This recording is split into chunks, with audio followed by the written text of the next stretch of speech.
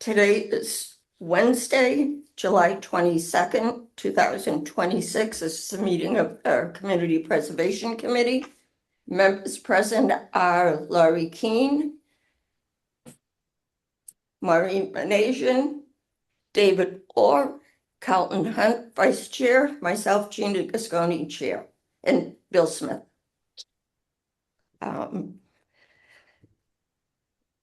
Meeting's called to order at 6:38.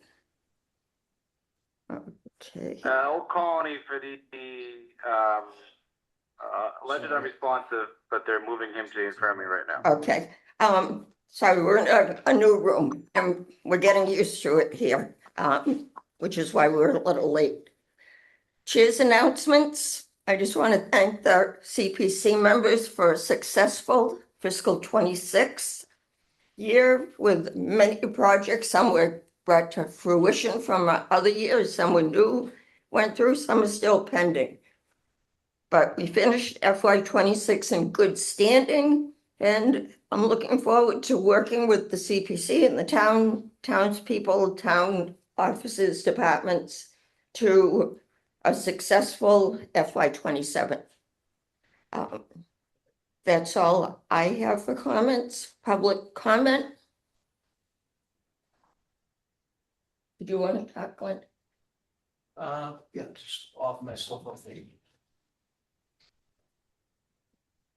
Looks like Janet has her hand raised. Oh, okay. In a second, Janet. Yep. I'm gonna take her first, Gina. Okay, Janet.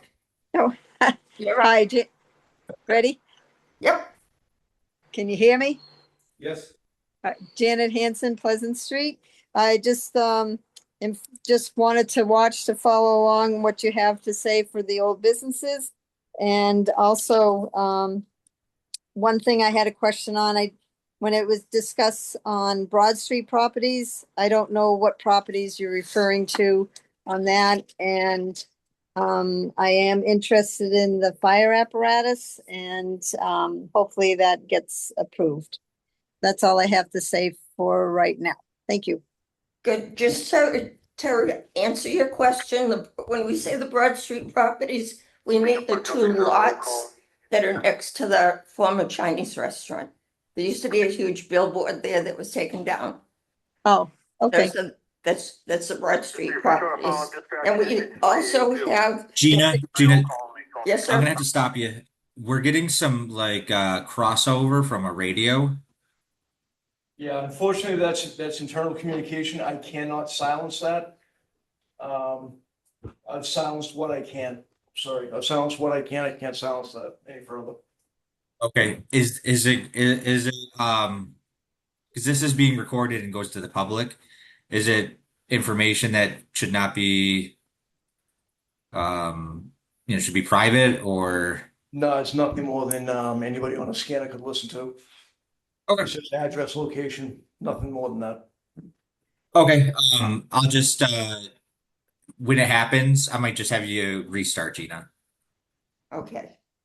because it does make it difficult to hear for probably the recording and the members that are virtual. Right. Did you start the meeting already? Okay. We just started a few minutes ago. You need to say Pat's turn. Yep. And Pat Driscoll has also just joined us too.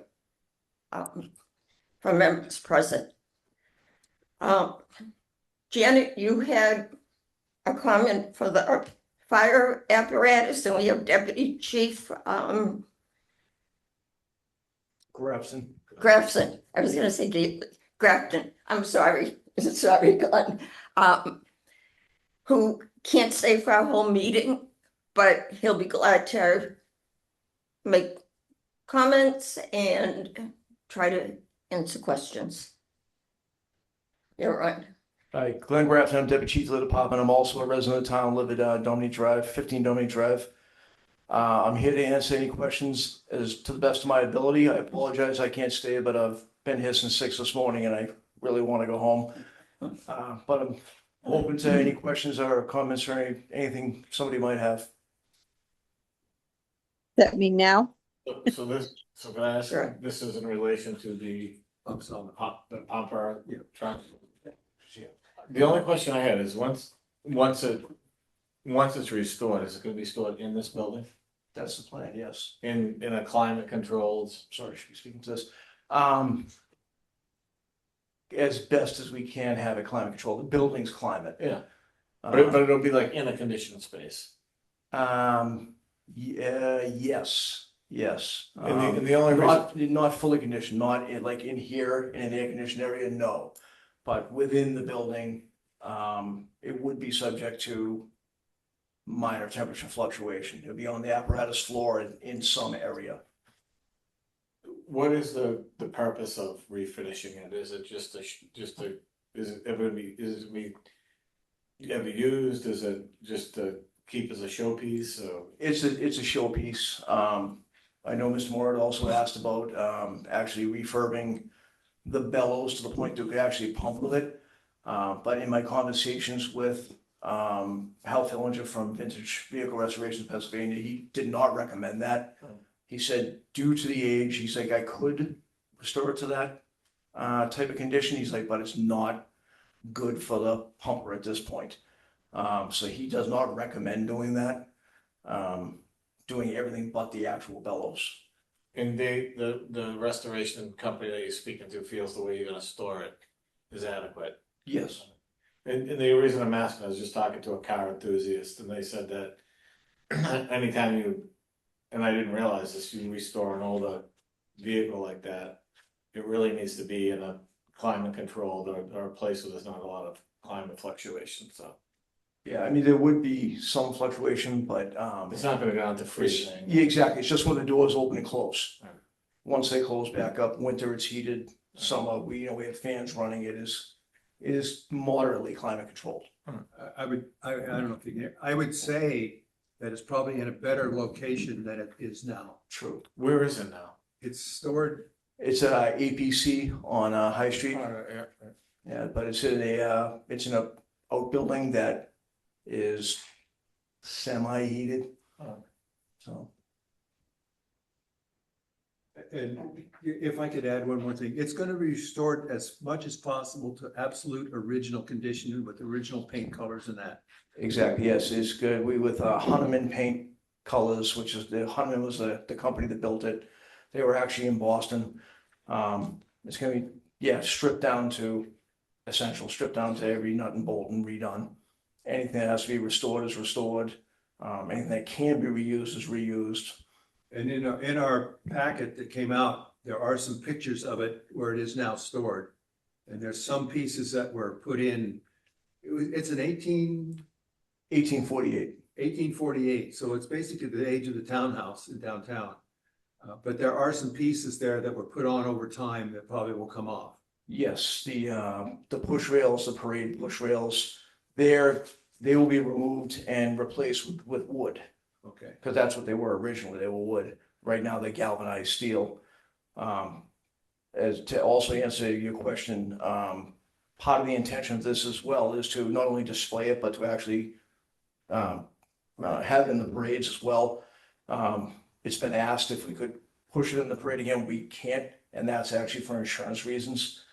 Town's insurer, we've already checked, will not insure it against damage if you push it. But we can put it on a trailer and tow it in the parade and walk alongside it. Didn't the fire station actually walk it through the parade? They used to. Before I came to town, Yeah, they used to. but I think displaying on a trailer is excellent. Now, what is the appropriation being asked? Well, 200. It's, 122,900 for the pumper part of it. That includes the transportation to and from Pennsylvania. Mhm. but we'll vote on it later. Right. The chief has to leave. My question is, where's it gonna be stored in the climate? That's all. Yeah. So that's good. David, you- Yeah, the historical commission discussed it quite a bit, and our major concern is accessibility to the public. I'm not talking about the public being able to come in and touch it and feel it and everything. But there's pictures, video, parades, public events where it can be displayed. But I think it would be really nice if you had something on the fire department webpage That's absolutely part of it. Yeah, I like the idea you had too about, speaking with the, preservationists to actually kind of document the preservation as well. yeah, I think that's a good idea too, so we actually have footage of that can be shown. that'd be neat. And is the restorer willing to take pictures of that process? Because I think that's really important. Yeah, he is. I have not spoken to him in probably about a month and a half, but, he's very amenable and I'm sure he would have no problem. It's good documenting business that for practice us. for him anyway, so. So just out of curiosity, will there be more than one quote for this, or is the firm already selected? It's basically a sole source. Yeah. Because Glenn has checked many companies, And they won't. no companies do this. Actually, not many. There are very few that do it. The only other one, even anywhere like north of Virginia or east of the Mississippi, more or less, is a gentleman in Maine who we talked to a couple of years ago. And he really had no interest in doing it. He doesn't do a lot and he kind of really didn't want to. So he's like, yeah, I'm 4 to 6 years out. He's kind of pushing us away. Then I got Vintage Vehicle Restorations in Holliesville, Pennsylvania, and I spoke with him. This gentleman couldn't be more accommodating. And you see, he's actually doing Rockland's pumper right now. It's I think it's an 1850, 51. But he's working on that right now. So there's been a few other in the area that have used them as well. Another quick question. I think you had said, or I read somewhere, that he will, Stage two companies on 1359 Summer Street, EMS. he will use Receive Craftsman back. Station two company, say I'm sorry.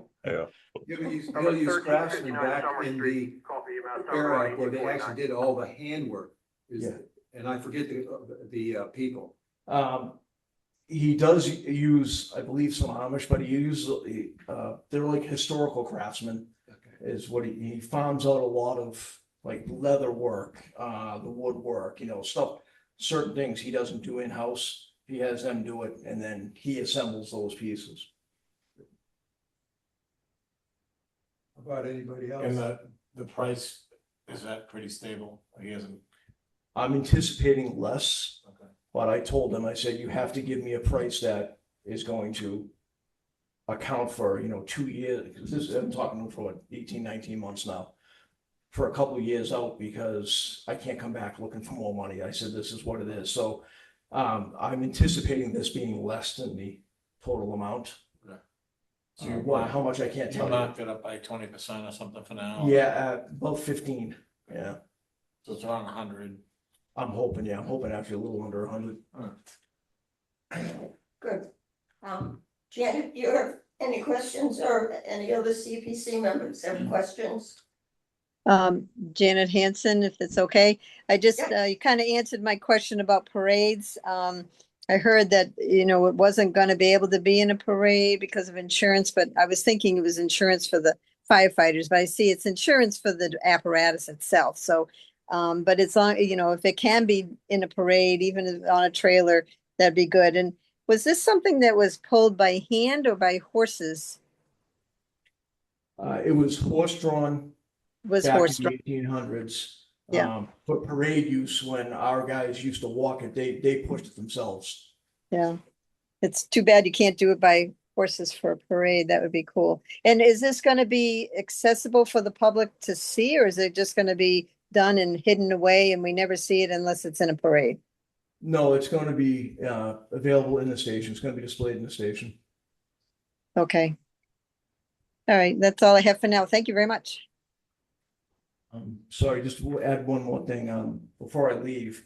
There's a second part to this request, and it's for historical photos of the fire department, having those restored, preserved, and then digital copies made for display within the station. Then we would put away the originals. Does anybody have any questions on that? Is that all part of the 129? No. What is that amount? Nope. That's We have 2 quotes for that. right. We have 2 quotes. We can go over this more when we vote on it. The original quote was for 57,000. We also Bill had suggested looking at, Also. and Mass General Law procurement laws dictate, we have to. Glenn has gotten a second quote, which is About 40. about 40,000. So the two combined about 170 we're talking. No, that's quote for just the pictures. Right, Oh, I'm the saying two, yes. the two Yeah, combined. 130 It's- plus. Yeah, Whatever. it's, well, it was 180 for the higher quote, Yeah, initially, yeah, with the higher NEDC quote. right, 180. Total appropriation. right, But with the second quote, that knocks it down by about 17. If that's the winner. and there's, So between the two, we're looking like to appropriate a vote on about 160 tonight. Well, I think we probably would be looking at, Oh. to guarantee that we Well, have that enough was- money, don't have to go back for more, we take the higher level Okay. and appropriate that. Recommend an appropriation for 180, let's say. Then the bids go out for that, they come in less, then we have money that will come back to us later. right, and it will be 50,000 is the procurement cutoff. So over 50,000 needs an RFP, under 50,000 just needs 3 written quotes. So we have 1 over, 1 under, so it'll be up to the town manager's office which way they want to go. Okay. And While we're on this, do we just want to address it, vote on this? I would rather just do it as, unless we take it out of order. How are we gonna do it? You want to take it out of order? How are we gonna do it? Okay. We can get to it. If there's no more questions for Glenn. Okay, approval of meeting minutes from, Thank you. Thank you. thank you, I Billy. got that silenced for you. Great, perfect, thank you. I was just trying to sit here because, so we're all looking. We're all Not together. all online, do you want me to move back over No, there? that's okay. Do you want me to, Fine, I'll move over here then, so here. okay. And that's what I was doing before, I was not sure which way you were sitting. I'm off, that's good.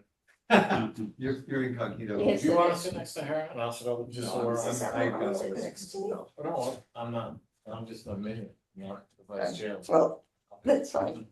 Okay, May 24th minutes, Motion to approve. okay, do we have a second? Second. Who is the second? Bill. Bill can have it. Oh, okay, Sorry. No, take it, please. okay, I'm Bill, having I already wrote you down, so, I'm having trouble hearing for some reason. I don't know why. It's probably on our end. We're struggling with the mics on this end. Can you hear me better now, Bill? A little bit, yeah.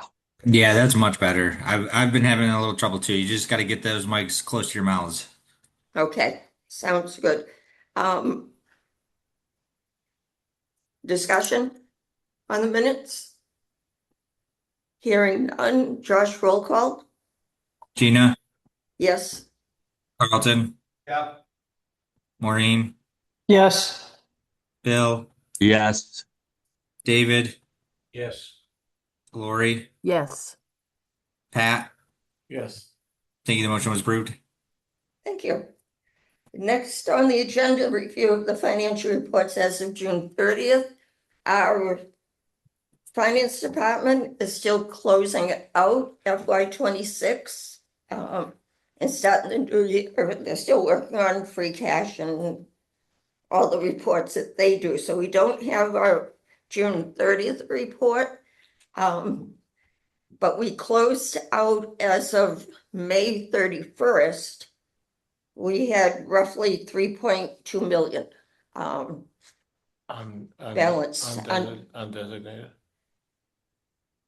It includes what was in the different pots. It includes a historical, But does that include appropriated money? no. No. And it also doesn't include what we had voted on for the townhouse assessment. Because that doesn't go, we voted from the admin funds, so it's not a special project account. designated project account. So that would take out some more.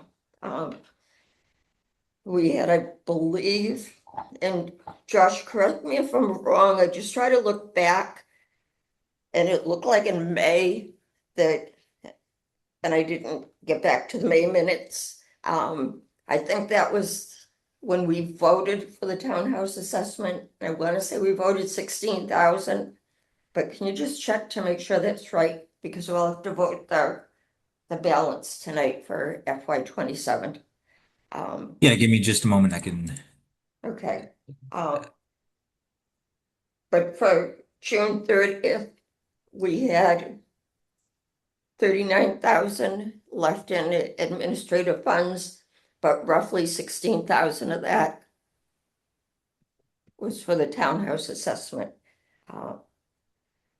So that may change. And as of July 31st report, that will reflect our FY 27 budget and carry over any of the projects too. Questions on the budget? Gina, you asked for May? I think it was May, maybe it was April. I don't, it might have been April because this is actually talking about the assessment being awarded. Okay, So Maybe give me just a minute to go April. back to April. okay, Yeah, we can deal with that when we get. yeah, down to when we that. get to it. Plus taxes are due August 3rd. So I anticipate a decent income coming in and showing there on the July 31st report. Okay, moving on, project updates and process. Unitarian Church windows. Bill Smith, you're up. Yes, I went to memorial service on Saturday, and I had a good look at the windows, which are now all completely restored, and they look absolutely beautiful. The company did a wonderful job with the restoration. And I spoke with Kathy Keenan, who's our point person on the project, a member of the church. And she said that the work has been completed and they're hoping to get reimbursement. And I told her to speak to you, Gina. So she should be contacting you soon about the procedure for reimbursement. But it's a wonderful project. It's exactly the kind of project that community preservation funds should be used for. And I think all of us will be very proud on it. Good. Can you get pictures from her before and after pictures? So we have. Yeah, I sent some to Josh. Okay, good. We got pictures of the I guess the south side of the church a month or so ago. We need pictures of the north side of the church, the last two windows. I think there were 8 windows altogether that were restored, and we have pictures of 6, but not the last 2. So I did mention that, and she said that they would take care of it. Great. And do they have before pictures too? Yes, they have everything. I Okay. think I forwarded all those to you, Josh. Is that right? I'll have to double check that I got them all, but I believe I remember seeing them. Yeah. Do you know how many there were? Just off the top of your head, or How many windows? There are 8 windows. no photos. I just want to make sure. I don't know how many photos, but Okay. We'll touch base. A couple of months ago, they did send some photos, which I think I forwarded to you. Yeah, I'll look into it, and you and I can connect and get them. Make sure that we're getting all of them. If we don't have them, they have plenty of photos because we did discuss them. Okay, great. Thank you. Another project completed. I had heard from someone that in the church, I think it was Diane Rosa, that it was complete, and she said they look great. Yeah, they really do. Yeah. And once we get the payment done, Josh can do a final report. Good. Okay, great, thank you. Mm-hmm. Hanson Farm. Carlton? No real update. The farm is very busy. The only update, and I can't remember if we talked about it last time, there were a couple of misspellings on the signs, and those will be corrected this fall. Carlton, a little closer to the mic if you don't mind. Sorry about that. The Hansons are busy with the farm. The main thing there is getting the trails laid out, and that's going to take a little bit longer. In terms of the signs, the spelling errors are on those signs will be corrected this fall. Good, thank you. As we go through, if any CPC members have, or public have questions or comments, just jump right in. Okay, Stiles and Hart improvements, really no update. We have to, I don't know. I mentioned in the last meeting that we'd like to put together a working group and see what needs to be done to finish up the project. Just a quick question on that. Sure. So when you talk about the 3.2 million that's available, we Mhm. appropriated like 1.3, but only spent, and I'm making round numbers up, we only That's- spent like half of it. Mhm. Is that money still appropriated to that project? Yes, So So it's if not we- included. If we have to continue work there, it's not gonna erode that 3.2 million? no, Any special project carries over. right, until We we just say said- But I that it's didn't know if that closed. was closed and returned. Yeah. No, it's we not have to closed. The open money that's not spent is still there until we tell the town the project's done. Okay. So there's 780,000. And that grant money that we may get part of it or not part of it, have we received that yet? We've got $74,000 and that's all we'll get. And is that already back in the account? It's Yeah. in our accounts, but it's in a special account and it gets transferred back to the account that it came from once they close the books. And we still don't have any idea why that project stopped. No. At least I haven't been told anything. Has anybody tried to reach out? Have we asked the contractor? I actually talked to someone a couple weeks ago who, while a bunch of us were walking Stiles and Hart, and he commented that he was friends with someone from the contracting company. He said, and the other person from the contracting company had even questioned, why is this being closed? So the one I talked to was going to try to get more information. Seems pretty easy. I mean, we have the town that engaged with the contractor and the contractor. Why don't we know what happened? It's This is the same gentleman that just finished Flag Street and he's working on Winter Street now, Correct. West Bridgewater. Mhm. somebody knows why the contract was canceled. I can't believe we can't get an answer. Josh, we haven't got an answer from the town manager on this? I can ping him on it. I mean, we haven't gotten any updates on it. We also don't have the CD department anymore, basically. So if they had I don't know if Bob and him did any type of disclosure on it before he left. So I'd have to check with him. But there's nothing that I've been made aware of to update you guys on. So that's the last I've heard of it. I got that information over to you guys, and it's just kind of nothing else has been updated on it. I mean, I had asked Bob to send over or work with Gina and Carlton some more on it, but I don't think that ever Right. And turned into anything. Josh, you did follow up and you did send us all the information from Bob. Then I had further questions that I was to work directly with Bob with, but he never replied to me. So, and that right now, I guess, is a dead end with him. Yeah, I mean, with Justin coming in after this has all been said and done, I don't know how much, how much more how much more of an answer he's gonna be able to provide.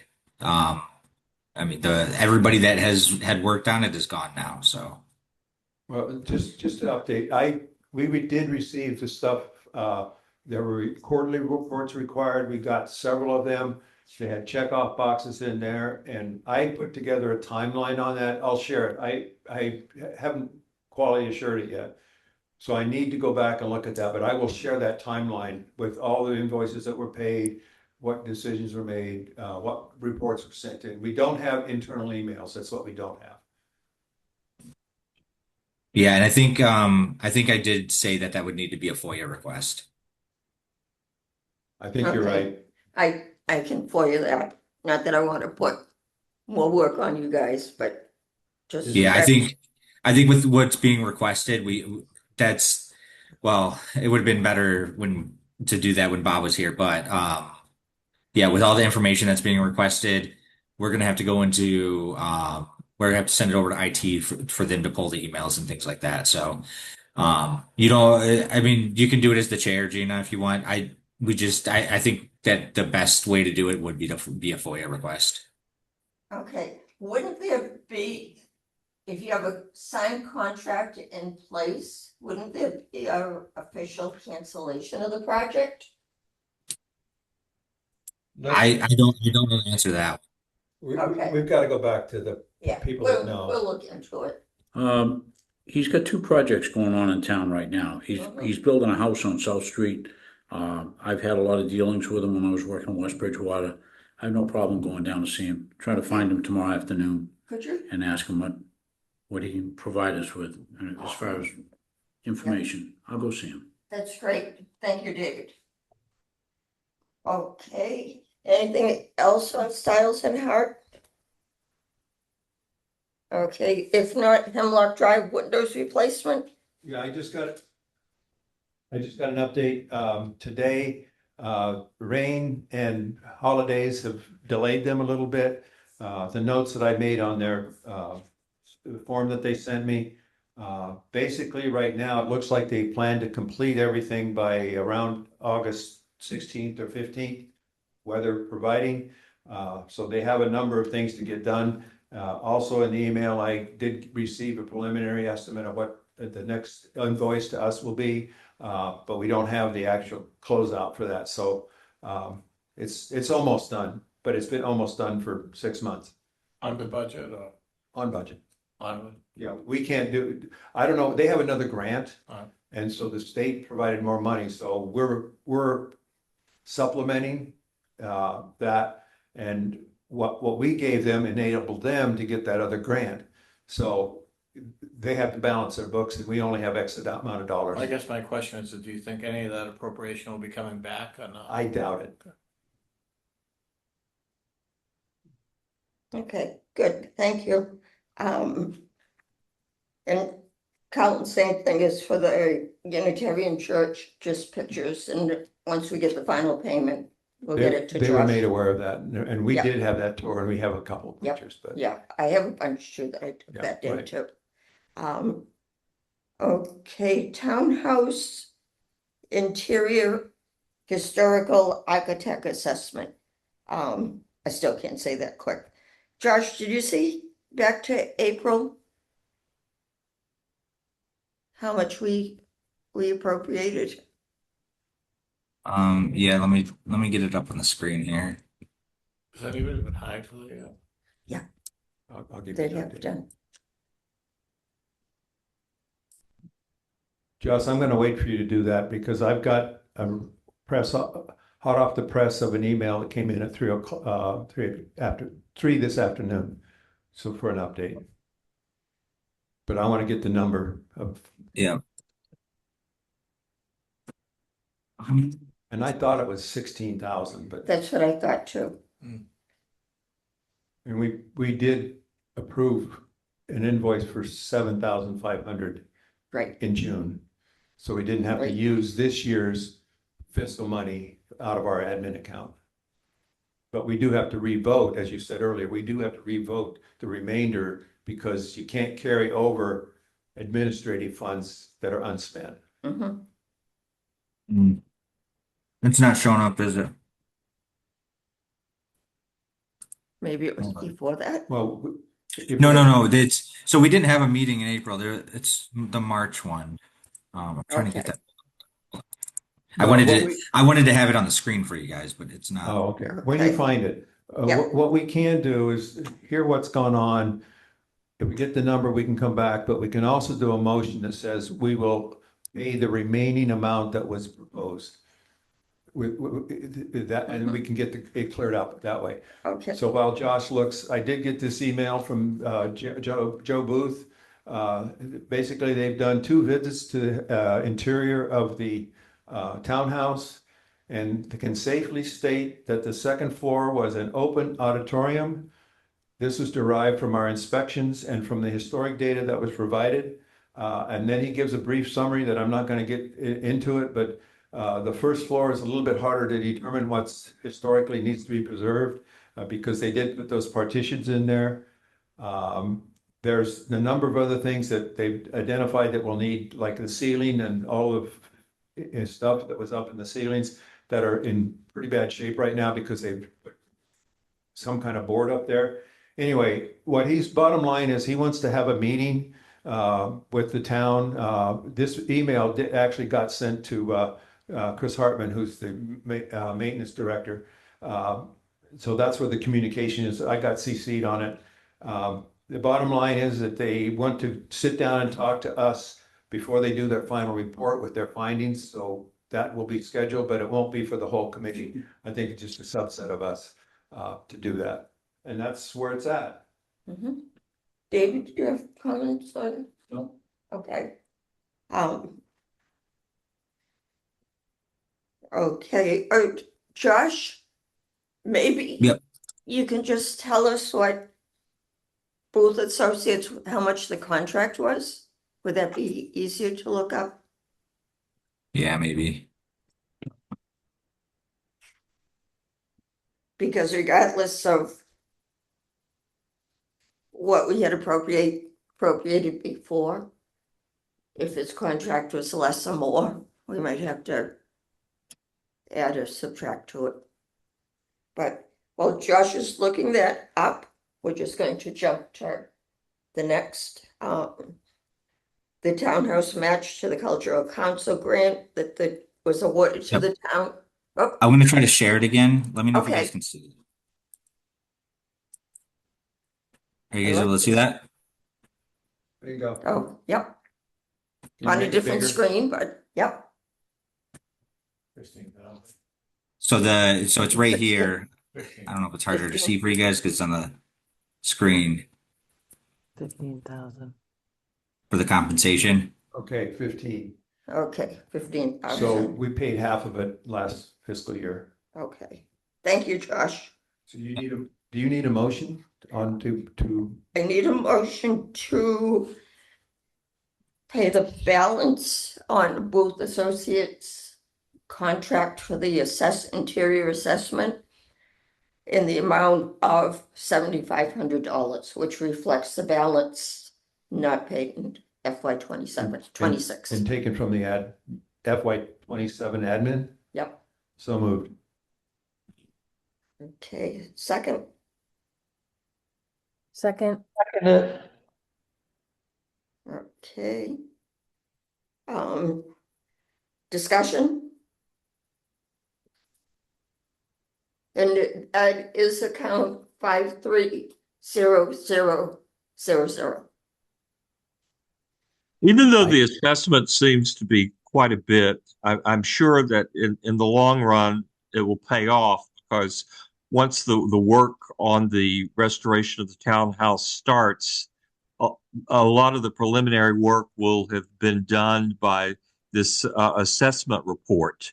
So I'm hoping that will offset the final cost of the actual restoration. Mm-hmm. To that point, that's one of the things Mr. Booth wants to sit down and talk about is a little bit about what we could do with the interior in terms of historical preservation. Right. Yeah, And good. this also runs concurrently. I shouldn't say concurrently because the other hasn't started. The town did receive a cultural council grant in the amount of 16,000. 16,000, and at our June meeting, we had voted 8,000 because the town had to put up matching funds. Yeah. And that was more for the mechanical end, where our assessment was for the structural part. Yeah. So hopefully that works out too. Yeah. Okay, any other discussion? Okay, so we have a motion to allocate 7,500 for the balance of the original, the contract amount after the 7,500 was paid, to come from FY 27 admin funds. Josh, roll call? Gina, Yes? Carlton, Yes. Maureen, Yes. Bill, Yes. Lori, Yes. David, Yes. Pat. Yes. Thank you. The motion was approved. Thank you. Okay, we already talked about 6, the match for the townhouse. Next is the multifunctional fields for phase 1.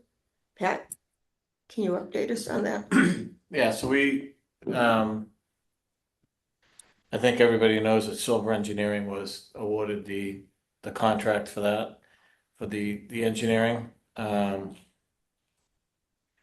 think we got a bill for the first piece of it. The survey was completed. We actually just found out there 3 was bills, a, smaller bill or something too. that was smaller before that. So, I just have to say.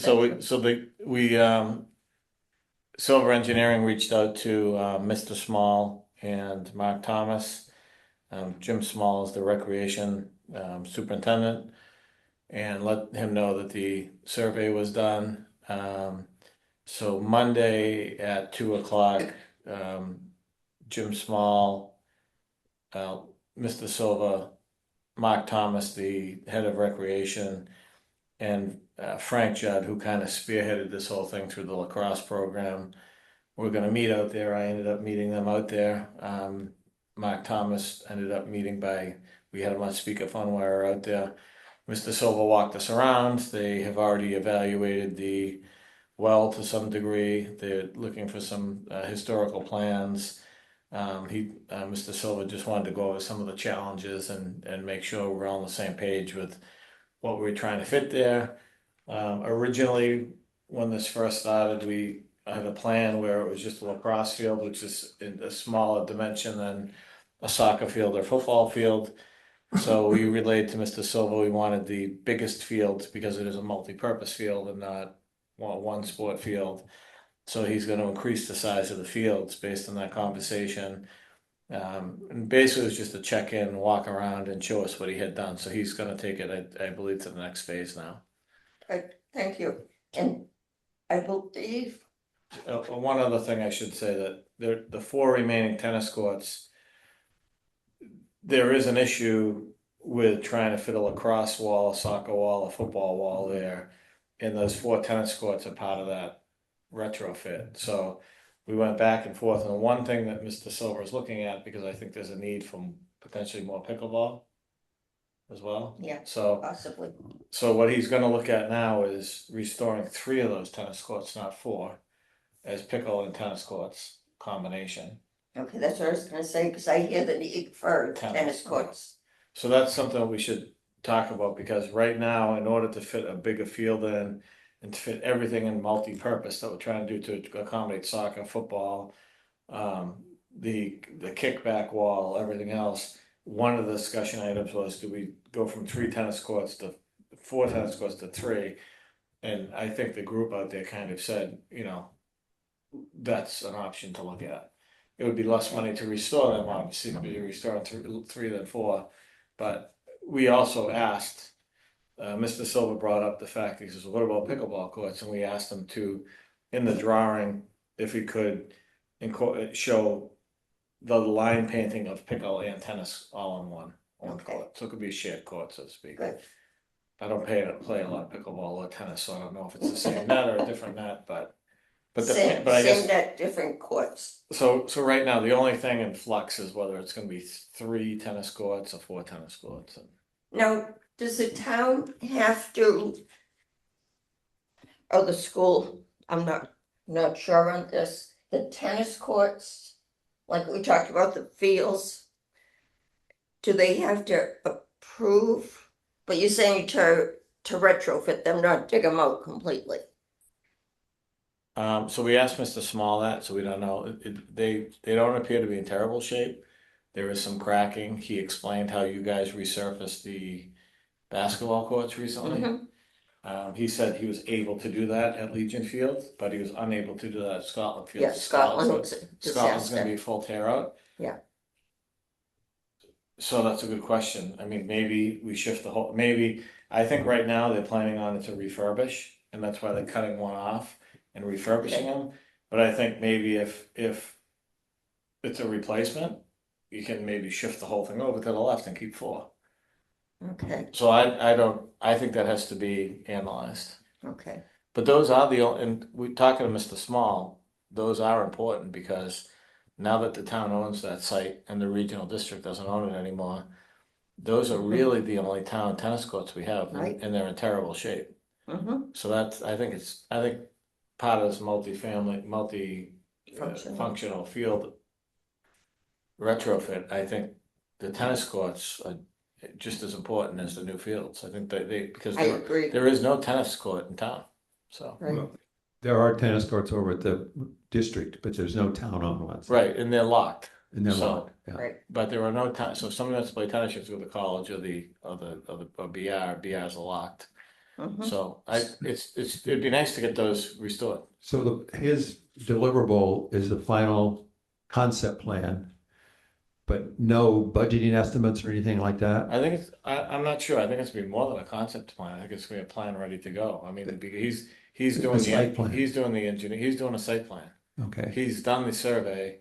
He's laying out the fields. He's doing the grading plan. He's doing a drainage plan. He's going to show 3 or 4 tennis courts. And I don't know if there's an advantage to 3 versus 4 tennis courts. I don't know when people play. I heard at one point for our school the optimal number is 5 because you can host a tournament. I don't know if we go down to 3 or we hurting ourselves. I'm not educated enough around tennis to know if we should keep 4 or go down to 3. So.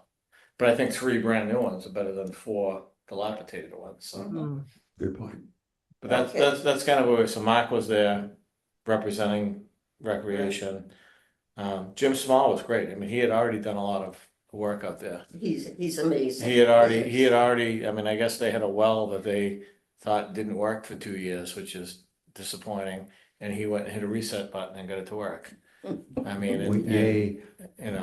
It's So very quick question. The application that we voted for I think it was 25,000 for this work. And I think the estimate, the contract was 18 and 19. Right, it came in under, 19. but going down the road, we put in that application was put $500,000 for the whole project.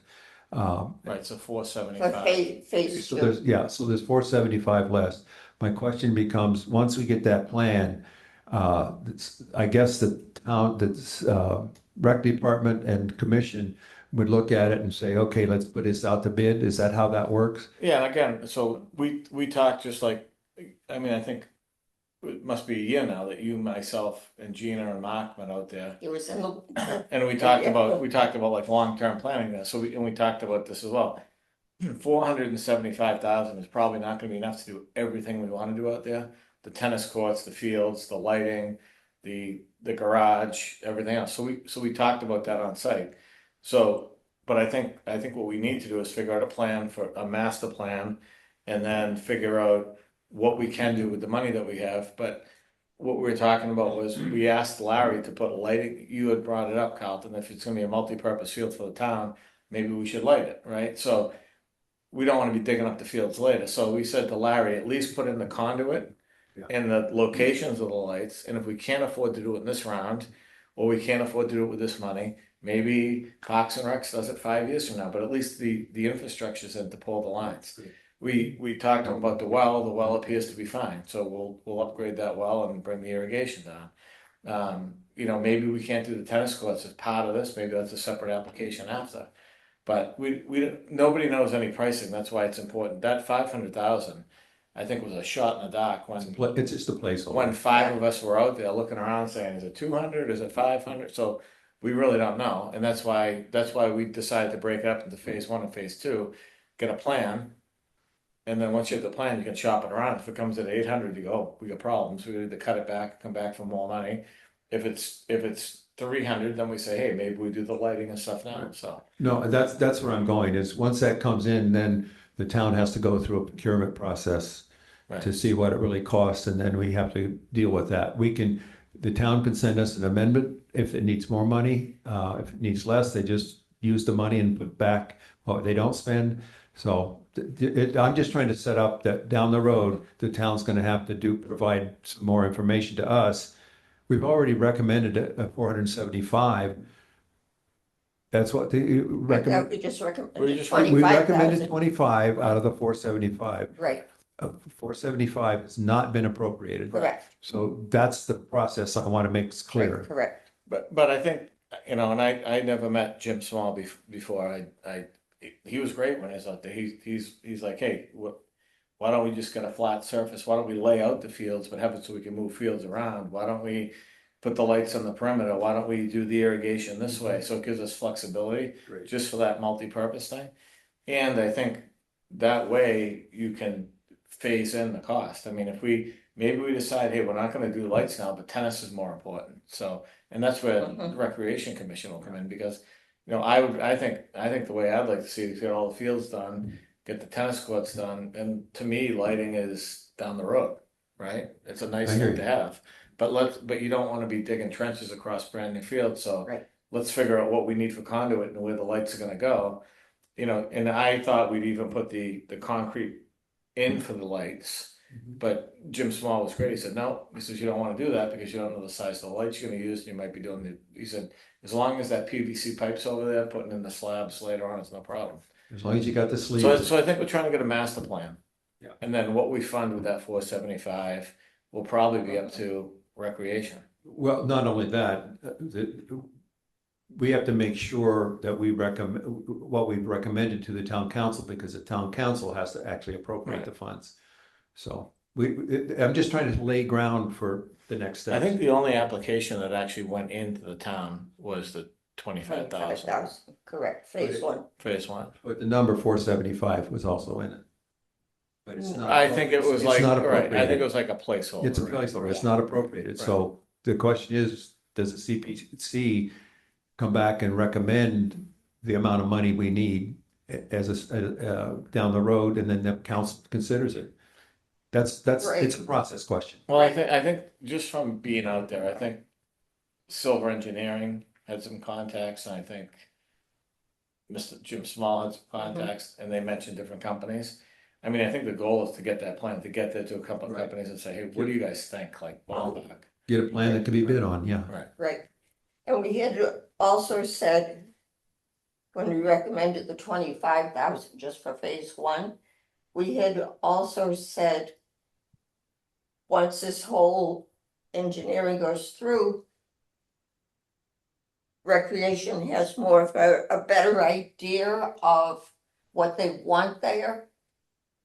We never put the other 475,000 to the council yet. We just did phase one, and we did say phase two was coming. And if I remember right, when the CPC made the recommendation, it was also, we talked about it and said, once it's decided after the engineer, what can and can't be done, Rec could also put in an amended application if they find they want more money. I think, not to keep talking about this so we can move on, but I think that Silver did the engineering and tied in all the points and everything they needed to do. And while we were out there, and we talked about, that sports had to move their trailers off that site because they cleaned it up a little bit. So we talked about some sort of a garage, a 24 by 24 garage. They are not going to put that in the application. That's going to be something they work out with Bristol Plymouth or something like that later on. But we asked Larry to incorporate that into the master plan. So the garage, the lighting, the tennis courts, a full multi-purpose field with two like half practice fields back there. It could be beautiful back there, just, so. Yeah, so what I'm hearing is the next step after that comes back is somewhat, then will be, a revised application will be sent to the CPC for consideration for recommendation for the council to appropriate. If their amount requested changes, No, I'm not gonna, no, I think because whatever we have they an do application from them. for 25,000. No, for the whole 500,000. But Okay. we just, So we you- asked, I'm not gonna go we into, modify you it. and I are We- not on the same page. okay, Yeah, well, I think what's gonna happen is ultimately, the application came from your committee recreation. right. Even though I'm the liaison on it, right? So Mhm. it's ultimately recreation is gonna decide we're doing the fields, we're doing the tennis courts, we're not doing the lights. Yeah. Or we're doing the lights, not the tennis courts, and they're the ones that are gonna put in the application. Correct. I think what we're trying to do is get the concept plan done so that recreation can start to get some prices and then put an application in. Right. I mean, I'd like to do it all, but I also don't want to take away from other buckets in town. And I'd like to get the let's get the grass in, the irrigation in, let's get the tennis courts done, but let's get the infrastructure in to do the things we want to do later on. And Frank Judd was there from lacrosse. He said, hey, lacrosse can pay for the turf around the back, the kickback and things like that. So I think between CPC, between the sports programs, between recreation, we'll figure it out. Mhm. But I think 475 is a good start, right? Yeah. Nobody's arguing. Have a master plan, get it started. But Yeah. I would hope by next meeting I can share or bring whatever Larry Silva has done. Excellent. So you can share it with recreation and I can share it with this committee. Mhm. Thank you. Good. Any other discussion from members? I do. Yeah, about the tennis courts. Are these the courts that if there's still a tennis team at the high school, do they use those courts? No, there are 5 new ones on the high school property. Oh, okay, They all just right, built- These are the 4 that they were using up until last year. okay, I mean, with a little bit of work, they're probably playable, but they're at the end of life. yeah, But now that's town property, so in talking to Mr. Small, there used to be a couple at Legion Field. There Mhm. used to be 8 on that site that people could pull up off of Crane Street and use. There are no town tennis courts right now. So okay, part of this multi-field application was to restore the 4 tennis courts. When we got out there and we made the field, we told Larry, hey, Larry, your field's too small here. Yes, it was 110 by 60 yards. And if you look at soccer and football, you need 120 by 80. And then you need room on either side for people to bring their chairs and things like that. Or if you want Yeah. to stands. When we blew that out, he either had to tilt the field or he had to cut into the tennis courts. Then there's a kickback that soccer uses, that lacrosse uses, that I don't think football uses it, but there's a wall 15 feet high, 20 feet wide that kids throw balls against as part of the training for these soccer and for lacrosse. And Larry said, where am I going to put this now? So looking at the larger field and looking at the kickback, he said, we ended up walking into one of the tennis court areas. And he said, why don't I just put it right here? And then we said, well, it's not great to be having a kickback. So we said there needs to be some separation. So we talked about cutting off a tennis court, putting a new fence in, putting a space, then the kickback, then the field. And it seemed like conceptually everything fit. Because Yeah. once you put those big fields back there and the kickback and you try to put a storage building in, and you try to clean up a little bit of parking on Crane Street, that area gets eaten up fast. yep, okay, thank you. Crane Street itself is a disaster. Yeah, well, we might be able to, put some reprocessed asphalt down and clean that up and, Mhm. it'd be nice to get those tennis courts and nice fields back there, Yep. Agreed. Maureen, I think those are the tennis courts when we were in high school. Way back. Okay, anything else on multicultural fields, the engineering part? Okay, cemetery assessment, Carlton. Just back to that quickly, Okay. I would imagine Larry's gonna present to your committee, not to us. Yeah, I'll check with Jim. Because That's fine. when he's done, he's gonna make a presentation on to somebody, like, is this acceptable? Yeah, it would right? be rec, So I think, you know, but include, I think you and Frank Judge should also be included. yeah, maybe we do Yeah. a joint meeting, maybe we do a Yeah. joint CPC meeting with rec, so we all know what's going on. Because pretty soon there's gonna be a deliverable, I think, in the next month. Yeah.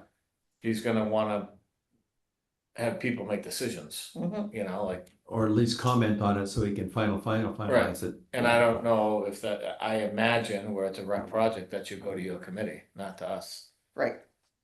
Yeah, Right, it'll go to agree. rec first and then, We can attend, obviously, but. right, it'll go to rec first and then whatever they decide to ask for funds, then it will come to us. Well, and they may want changes, Right, because Larry's going off of a plan that you, me, Carlton, Frank Judd, Mark Thomas looked at a year ago and kind of just laid things out.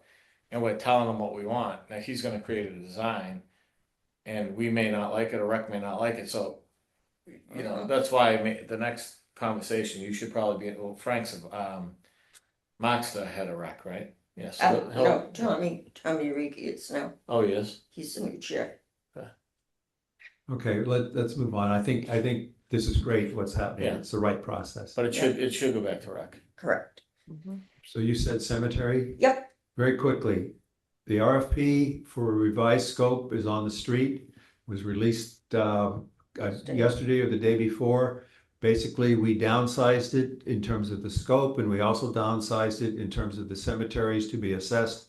3 primary cemeteries, the first cemetery on Summer Street, the Trinity Cemetery on Main Street, and the Jennings Hill on High Street will be looked at. And we'll wait for the bids to come in. great, thank you. Don't put the microphone down yet. Parthenon Freeze, Oh, I worked with Bridgewater Trophy, and I've got a design concept done, the sizes. It'll be a thin board, very light, probably no more than a couple pounds.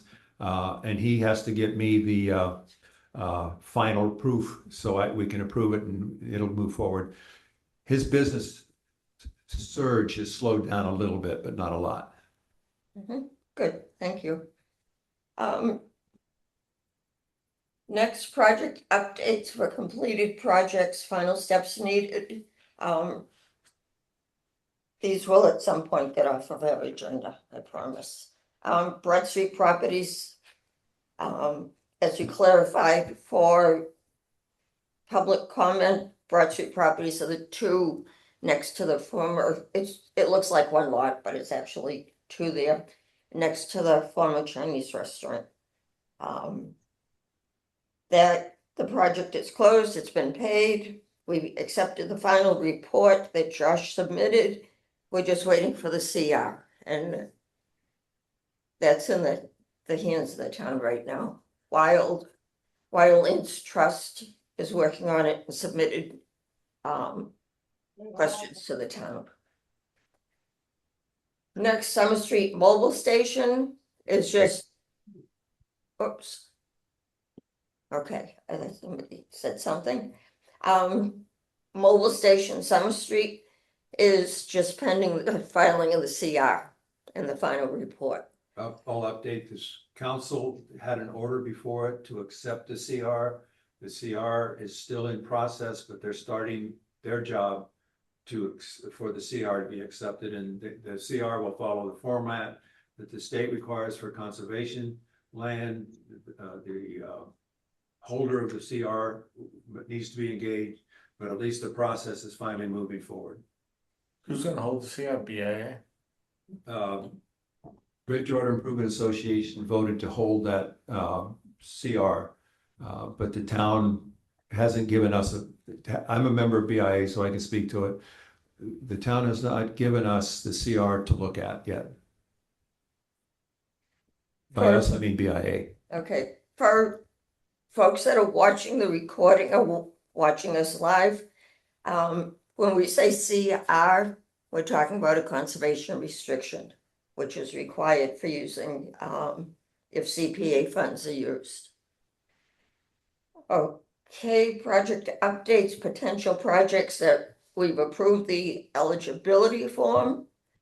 Only one is library improvements, and I think they're working on quotes. Have you heard more? Well, it's interesting.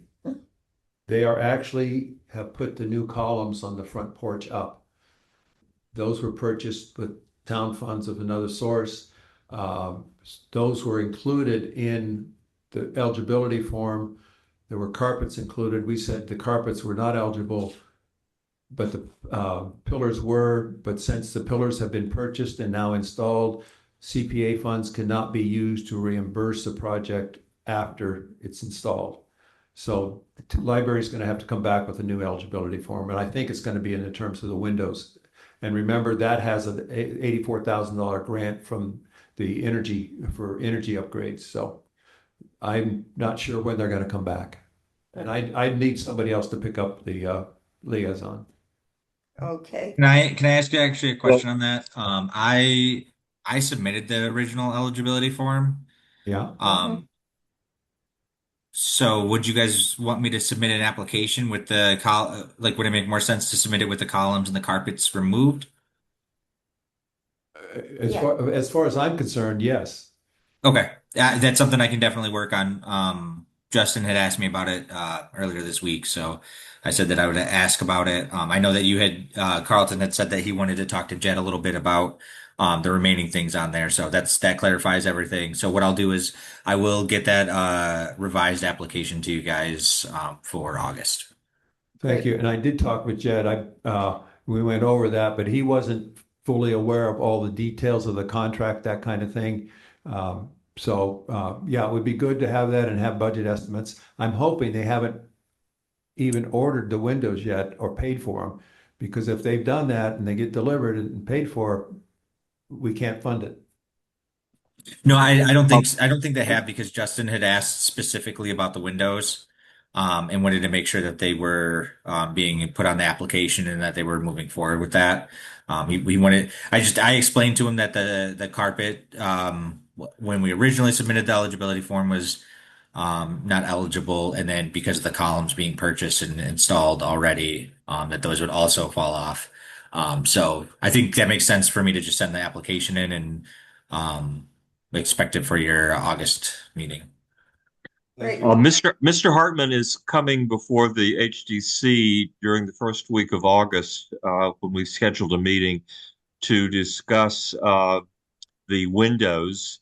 He submitted a lot of schematics and details about the windows, but we will have to approve those. And I made it crystal clear that the windows cannot be installed until an approved certificate of appropriateness is issued by the HDC. So I don't know really where they stand. If they're plastic windows, then that might be an issue. But he seems very amenable, and we look forward to meeting with him during the first week of August. I have to say that I am a bit taken aback that the columns were installed without our approval. Maybe they considered that regular maintenance, but they did not come before the HDC on that, and that's a clear violation of the bylaw. Okay, Bill, can we ask that you take over as the liaison for that, where it's in the historic district? Yes, because we will have the final word on the appropriateness of those windows. Great, thank you. And Bill, you guys are usually great about including me in the emails. Can we just if there is any other questions you have on those, that come up during your meeting, if you could just CC me, please. That way I can get them over to Justin and we can talk to Chris. Yeah. So that'd be great if I could be kept in the loop of that. Yeah. Just so while I am putting this application together. Yeah. I did have a very good talk with Justin last week. Oh, good. Very productive. Could I ask a side question? Yeah. Oh, I don't know. The Swedenborg Church is being repainted. Do they have? Yes, a certificate of appropriateness? Yes, I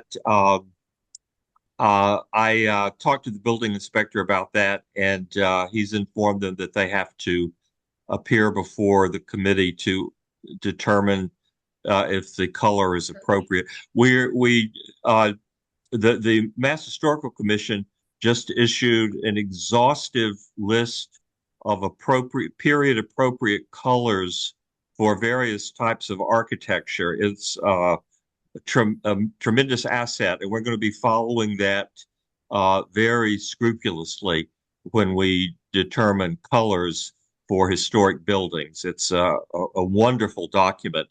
It was done in conjunction with the Department of Interior. It's really going to be the gold standard for color selection for historic buildings.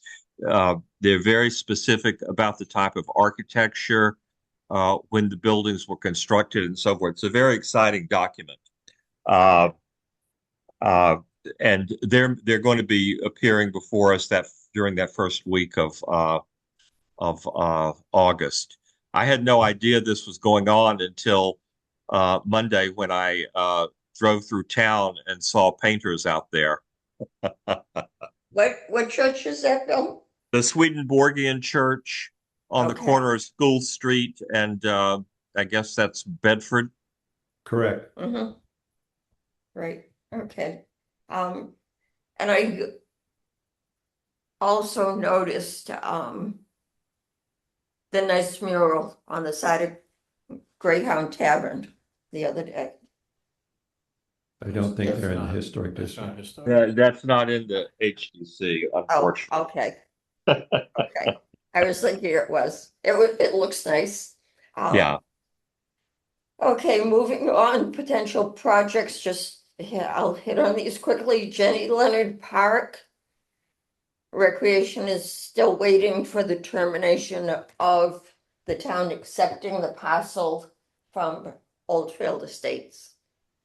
Josh, is that still, I know we approved I know I saw our plan, is that still moving forward with the town manager and Attorney Castanetti? I I haven't seen anything back from the development's attorney. So Can you I mean check we on would that? yeah, I can check with Jason again. Last time I checked for you guys, he said that it was still with them. But Before Shane left, somebody from Justin's office sent him a concept plan that he looked at, he asked me to look at, and we were fine with it. It was breaking off that drainage piece. Yep. I thought it was coming to the planning board for a Form A so we could wrap it up, but we still haven't seen that. Okay, yeah, we haven't seen anything in our office either. So let me ask Justin if that's something we need to push with Jason. We got Attorney Castanetti for Longville Times. Okay, great, thank you.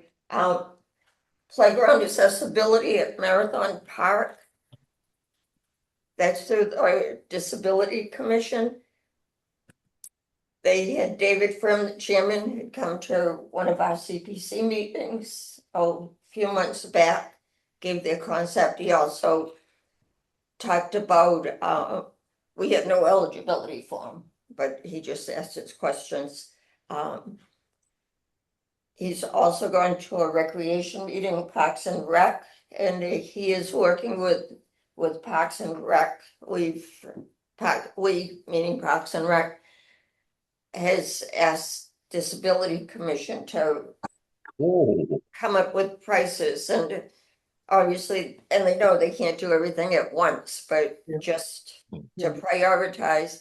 And one of the things they had wanted, All three been here. they had wanted a rubberized surface. Their suggestion was to do the whole thing. Jim Small got quotes on it, and it's astronomical. So that idea is out. It may just be like mats going to the different equipment, but that's being worked on through disability. Josh, have you heard any more on that? No, I haven't. Usually I try to go to their meetings and bring it up just to make sure that they're still progressing with it, make sure there's nothing I can help with. But they did not have a meeting in June. So I don't know if they've whoever I can't remember if he had some of his members kind of working on the finer details of it. But I'm guessing that'll be addressed. I believe they intend to meet on the 28th of this month. I'll bring it up to them, let them know that, you know, they have to utilize me. They have access to the application or the eligibility form if they're ready for that. And rope in Jim if possible. But I know that Justin is the inclusive playgrounds that's coming up later on, and then the inclusive play sets for Marathon Park. They're very important to him, so we're just waiting to get that stuff so we can take action on it. Great, thank you. I don't know if the town we know, but I've seen that there was a accessibility report provided to the town. We have serious needs to make everything more accessible. Is that for the ADA plan? Yeah, this ADA plan, that was huge. It was detailed. They did a Yes, complete yeah. So we survey. put it on the website. I'm not sure if we did any survey stuff on it, but I did apply for a grant for $250,000 to address those. Um, so that's coming down the line. But the report's already here. No, $250,000 to address what was on the report. Thank you. Yep. Good, thank you. Track at Legion Field, I asked at our last rec meeting, that's still being looked at. It's definite, it wouldn't be the same size as the track that was there before your time, Pat. The track that was there way back when, it'll be a less of a scale, but a track going around the football field. And that's still being looked at and plans put out for, thought about. Next Senior Center walking path, I don't think anything, No update. no update on that. Okay, Josh, you're next. Do you want to show the application template? We've been working with Josh, who's been working with James from IT. Yep. It So looks good. unfortunately, James wasn't able to get to it. Mhm. I can show that. Have we shown the application before? I can't. I know we've shown the eligibility form, but I can at least show the application form as it is. We did meet. I did have an officer meeting with the CPC on Monday, and we went over quite a few of the changes that need to be made. I'm just working with IT to get those changes made because I can't make them. Unfortunately, it's a little higher than I'm able to do. But let me just get the application up for you guys. Oh. But the application we have had at least I believe just at least one person submitted, and that was for the hand pumper, and it seemed to come through perfectly. Like I said, we do need to make some edits to it just to clarify some things. But from what we got through with the hand pumper, it actually worked really well. So this is the what's on the website available now. The changes we were really trying to make was to make it easier for people to fill out the form. A lot of times when they would download the PDF form that we have on the website, I think we had a PDF version and a Word document version. In both iterations, it just as soon as you started adding too many details, it would like mess with the formatting when it would come through. Either the format wouldn't show up, and it was very difficult to get the information to you guys. But what the IT department has done is make it so that there's no text limit. So when they're putting in project descriptions and the goals and priorities, they can go on for as long as they want, and it'll print out easy to read. Um, we also made it so that we can require certain information be added to these applications, and you can't submit it unless that information is provided. So, for instance, these little red stars mean this information has to be filled out so people aren't just putting in, as little information as possible and then sending it off to us. We're getting as much information as possible, giving them as much space as possible, and making it as easy to read and access, for the committee and for, the applicants. So those are the changes. The changes that were discussed at the meeting are just moving some things around, like I said, for clarification, adding a couple extra boxes. Nothing extravagant. Just some cleanup essentially. But this definitely took the. I think it helps with the ease to access too, because the application we had before was 14 pages long, I believe. And a lot of it, as you made your way through it, it got a little confusing. There was some redundant information being requested, things like that. So this really cut down on it. I think the hand pumper application was like 2 pages when it came through, and it had just as much information that would have been provided on the old application, and the new application. Great, thank you. We're looking at it extra small on the screen, but we also. Oh, yeah, sorry. That's okay. We also have the fire department request that was put on the new application. So we can Yeah, for the hand, yep, the hand look at it pumper. there. Yep. And if anybody wants to, you're more than welcome to go on here, because these applications actually get directed to me.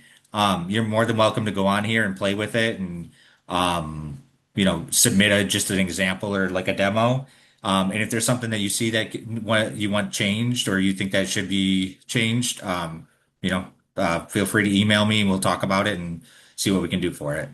The IT department, I mean, they do a great job. Like I said, James in the IT department put this all together.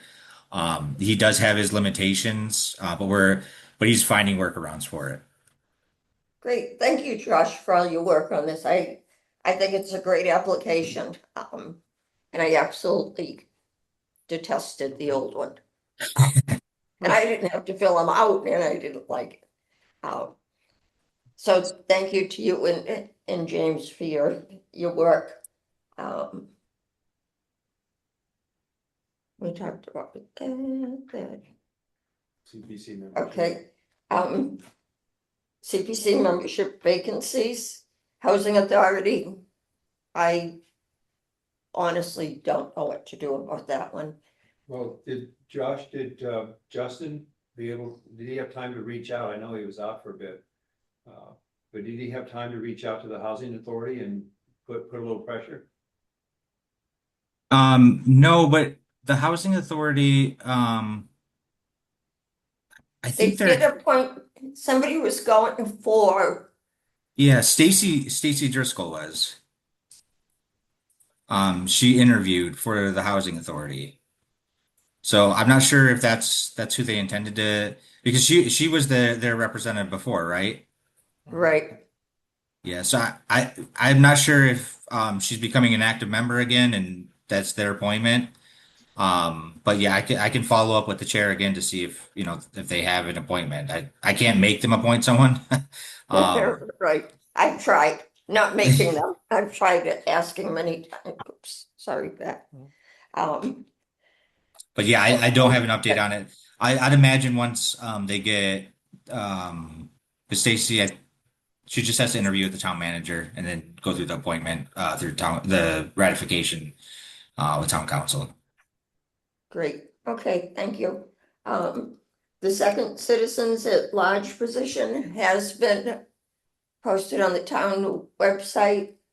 I know of a couple people that might be interested. I don't know, Josh, if you've heard anything or anybody. I haven't received any inquiries on it. I do have a couple.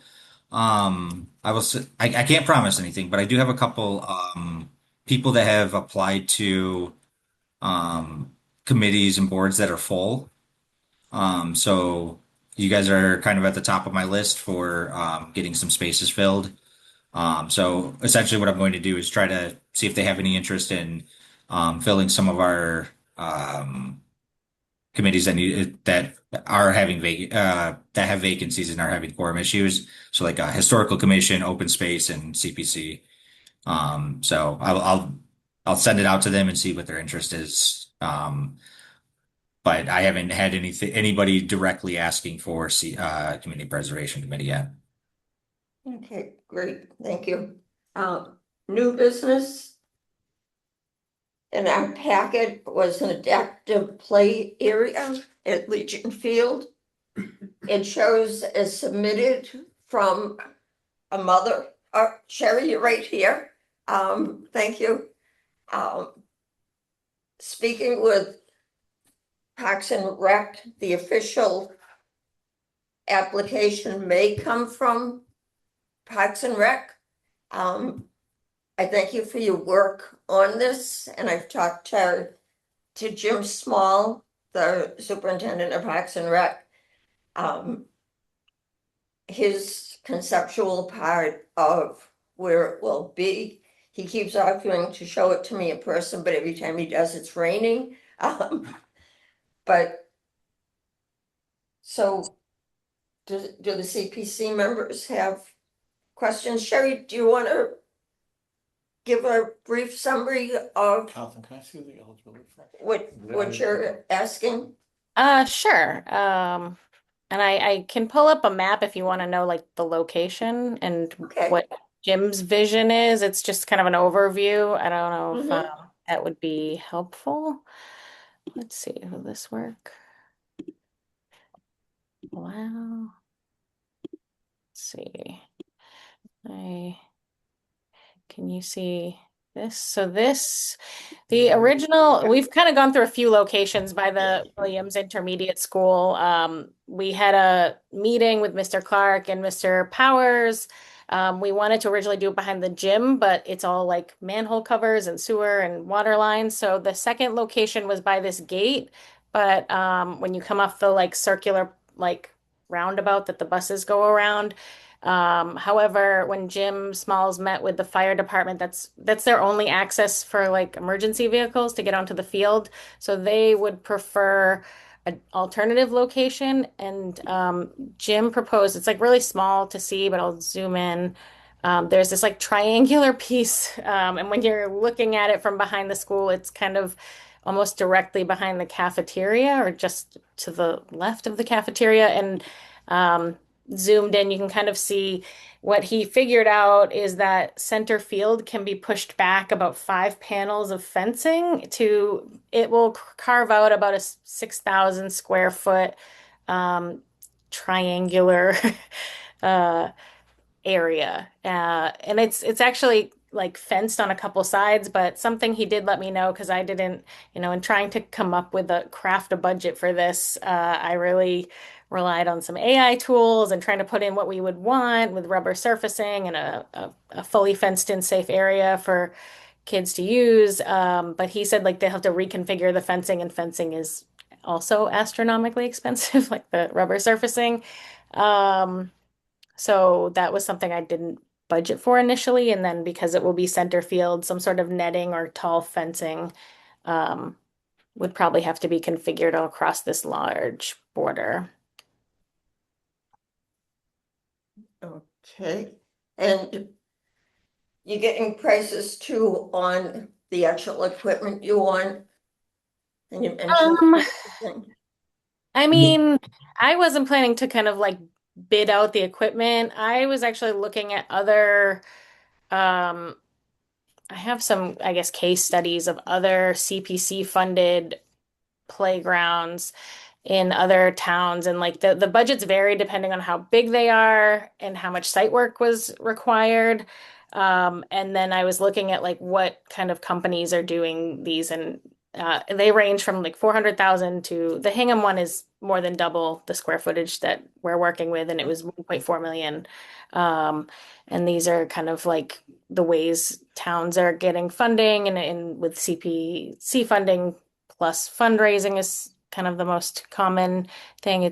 And so just to kind of figure out like this kind of configuration, I mean, I think what we're trying to do is just kind of think about the age bracket that this is going to serve. Marathon Park really serves like the really little kids. So thinking about kids prioritizing, that upper elementary age bracket and kind of having a company understand what the needs of the diverse range of students would be. So ages 8 to 11, it has to serve kids with mobility issues, maybe, communication needs. It needs to be safe and fully fenced for kids that might elope. So I feel like we just want to be able to provide what the needs are and hope that because Jim said that it would go out for a request for proposals to companies that would do that. So I tried to kind of like pull together a list of things that have been done in the past. I think this is the oldest one from 2019. Everything else is probably in the past 2 or 3 years. So this is in Stoughton. It's also like a shared community playground space that's adjacent to an elementary school, but also baseball fields and community use. Another one that has a more mixed age range of play spaces.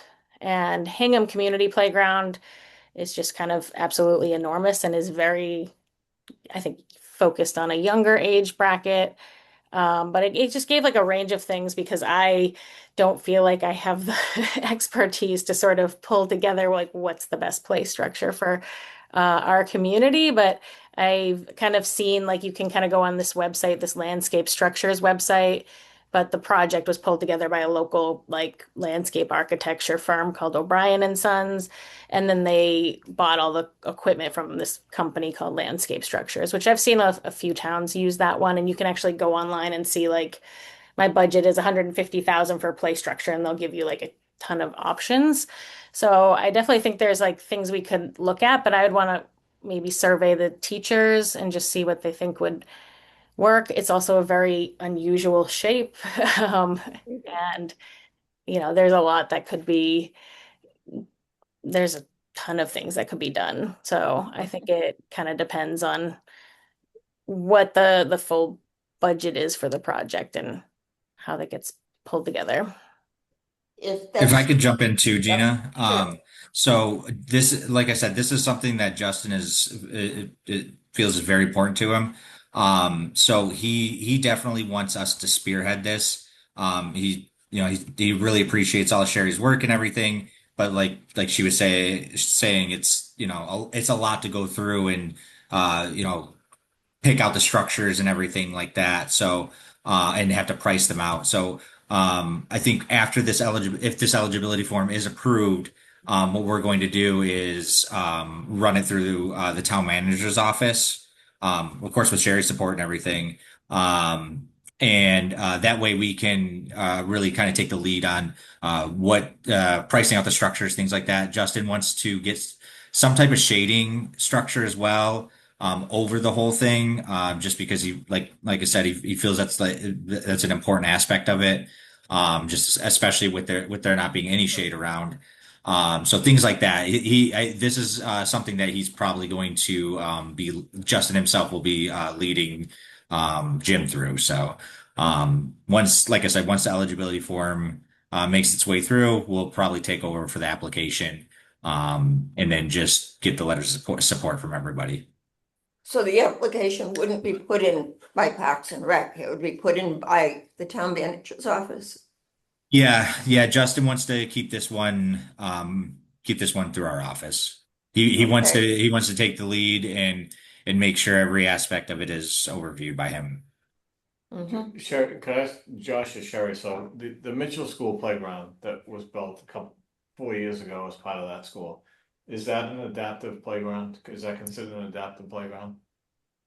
I believe so. It does have rubber surfacing, and something I was interested to find out is I don't know what it costs to create. And it has like significant like landscaping within the playground and like a level with shade and picnic tables. So it does have a lot of like interesting features that was definitely like well designed with this kind of unique and still pretty small footprint. But I do know it's accessible by a wheelchair, but I don't know like much about the individual pieces. It's not community accessible, so I've actually like never like looked at it too closely. My kids went to that school and So, and I guess just to not, and I'm in favor of the playgrounds, but just not to duplicate. So the community can, from what I believe, the community can use that playground, right, during the summer months and the day, at Mitchell. eventually. As far as I know, it's not. I mean, it's fully fenced in from the outside. I can jump in actually. So it is accessible. I've actually taken my daughter when I lived in Bridgewater. I took her there like every day, during the summer. So there's a fence around it. It's just not locked. So both parks. So there's like the kindergarten area. There's a secondary park over there. That's a fence that's not locked. And then the entrance to the bigger park for the bigger kids isn't locked as well. So those are both accessible. They do have the fences around them. There's only one entrance that you can go through, just because I believe the other locks are where the buses come through. Going out 57 Harvard Street. So they do keep those locked at all times, but the front gate where the front of the building is accessible. Because I was on the building committee, I think that's a 60,000 square foot area. Is so, and just so we're not duplicating things, is the reason for the second park because Mail fee. that one is not age appropriate for what you're trying to build here, Sherry? No, it's really there's no like it's still like Williams is its own elementary school and there's no playground. So it started with like I have a son that's in a substantially separate educational setting and he needs most of his peers in his class need a fully fenced in area to have like a really safe play space. There's also kids with mobility issues that they just kind of stay on the blacktop and have to just kind of sit in their wheelchair or can't access anything because all there is a blacktop, a field, and whatever you bring to play with. And so I asked his teacher what he does at recess, and they go on structured walks. And then they also use that triangle space currently because two fences come together, so they can sort of like patrol them more easily, but there's nothing there. That's just a patch of grass behind the school. So there's no play structure at Legion Field for the community to use, and there's no playground for the 3rd through 5th grade students to use during school hours. So it basically goes back to at one point when I was growing up many years ago, every elementary school had their own playground. So basically it's going back to that concept. I think that's true, but what I think it's really supporting is the kids in that school that have this need have correct. no place to go. The Mitchell school's down the road, so this serves the kids that are there and the public need for more of this kind of playground. And anecdotally, Jim Small said that when kids are kind of hanging out and while their siblings are playing at the field, I guess they had paid to have this like tape put down to repair the basketball court, and the kids just one day just like ripped it up like the next season. And he's like, I think they're just bored. And so we anticipate there being a lot of interest and a lot of kids just utilizing it when it's not school hours. Good. Does anybody have questions for Sherry? Okay. So you just want a motion to make That sure, it's eligible. so I'd make a motion to consider it eligible. Okay. Yeah, and I would add to that, I'll second that, but I will add that it meets the recreation need and it also meets the create need. So we're creating recreation. This happens to be for a specific clientele. Yeah, I mean, the only comment I'd make is it'd be nice to get an even bigger space. I know Sherry said it's kind of an awkward space and it does look like an awkward space, so I guess we're not committed to that exact location. This could move around to that site if they can work something out, right? Maybe that's where having somebody like Silver Engineering, who's done a lot of engineering down there, look at it and try to find a great location too. That would be great because I'm just brainstorming and I picked a site that had all sorts of problems with water mains and such. So if there's a larger space, ideally 10,000 square feet would be like kind of the starting point, but And how many square feet was this? 6. 6. Okay. Good. Okay, so we have a motion and a second, and Carlton, can you just repeat, you said to create and, It meets the noun recreation and the creation. okay, And it's particularly important to serve this particular group of citizens. okay. So just to explain, when we have these 4 columns that we look at, one's recreation, and we have the opportunity to acquire, to create, or preserve. And this is a case where we're creating a new playground. Mhm. So that's why it's eligible. And Jim Smalls was because we had the support of the Disability Commission as well, but they were the only concern they brought up is there's a small playground on Cottage Street that I didn't even know if it was like usable anymore, and they don't have swings up, and that Jim said he would love to just kind of like repurpose that space. They need more parking or something, and so that wouldn't be maintained any longer if there was a new playground created. It'd be reallocated for whatever the needs of the space are. Right, and plus that piece of property wouldn't be most beneficial or beneficial at all for what you're asking for the school, because it's just too far. Correct. Okay, Okay. we have a motion and a second. Any more discussion? Okay, Josh, roll call? Gina, Yes. Carlton, Yes. Maureen, Yes. Bill, Yes. Lori, Yes. David, Yes. Pat. Yes. Thank you. The motion was approved. And like I said, Gina, if you don't mind, just when you send the letter that the CPC has accepted it, if it can be sent to me and then CC Sherry, of course, we'll keep her updated as it progresses, but we'll take over the application and pricing and all that for moving forward. Okay, My great. question was, I put in like a price, so it doesn't have to stick to. I wasn't sure Oh, if I yeah. was right to what I was like.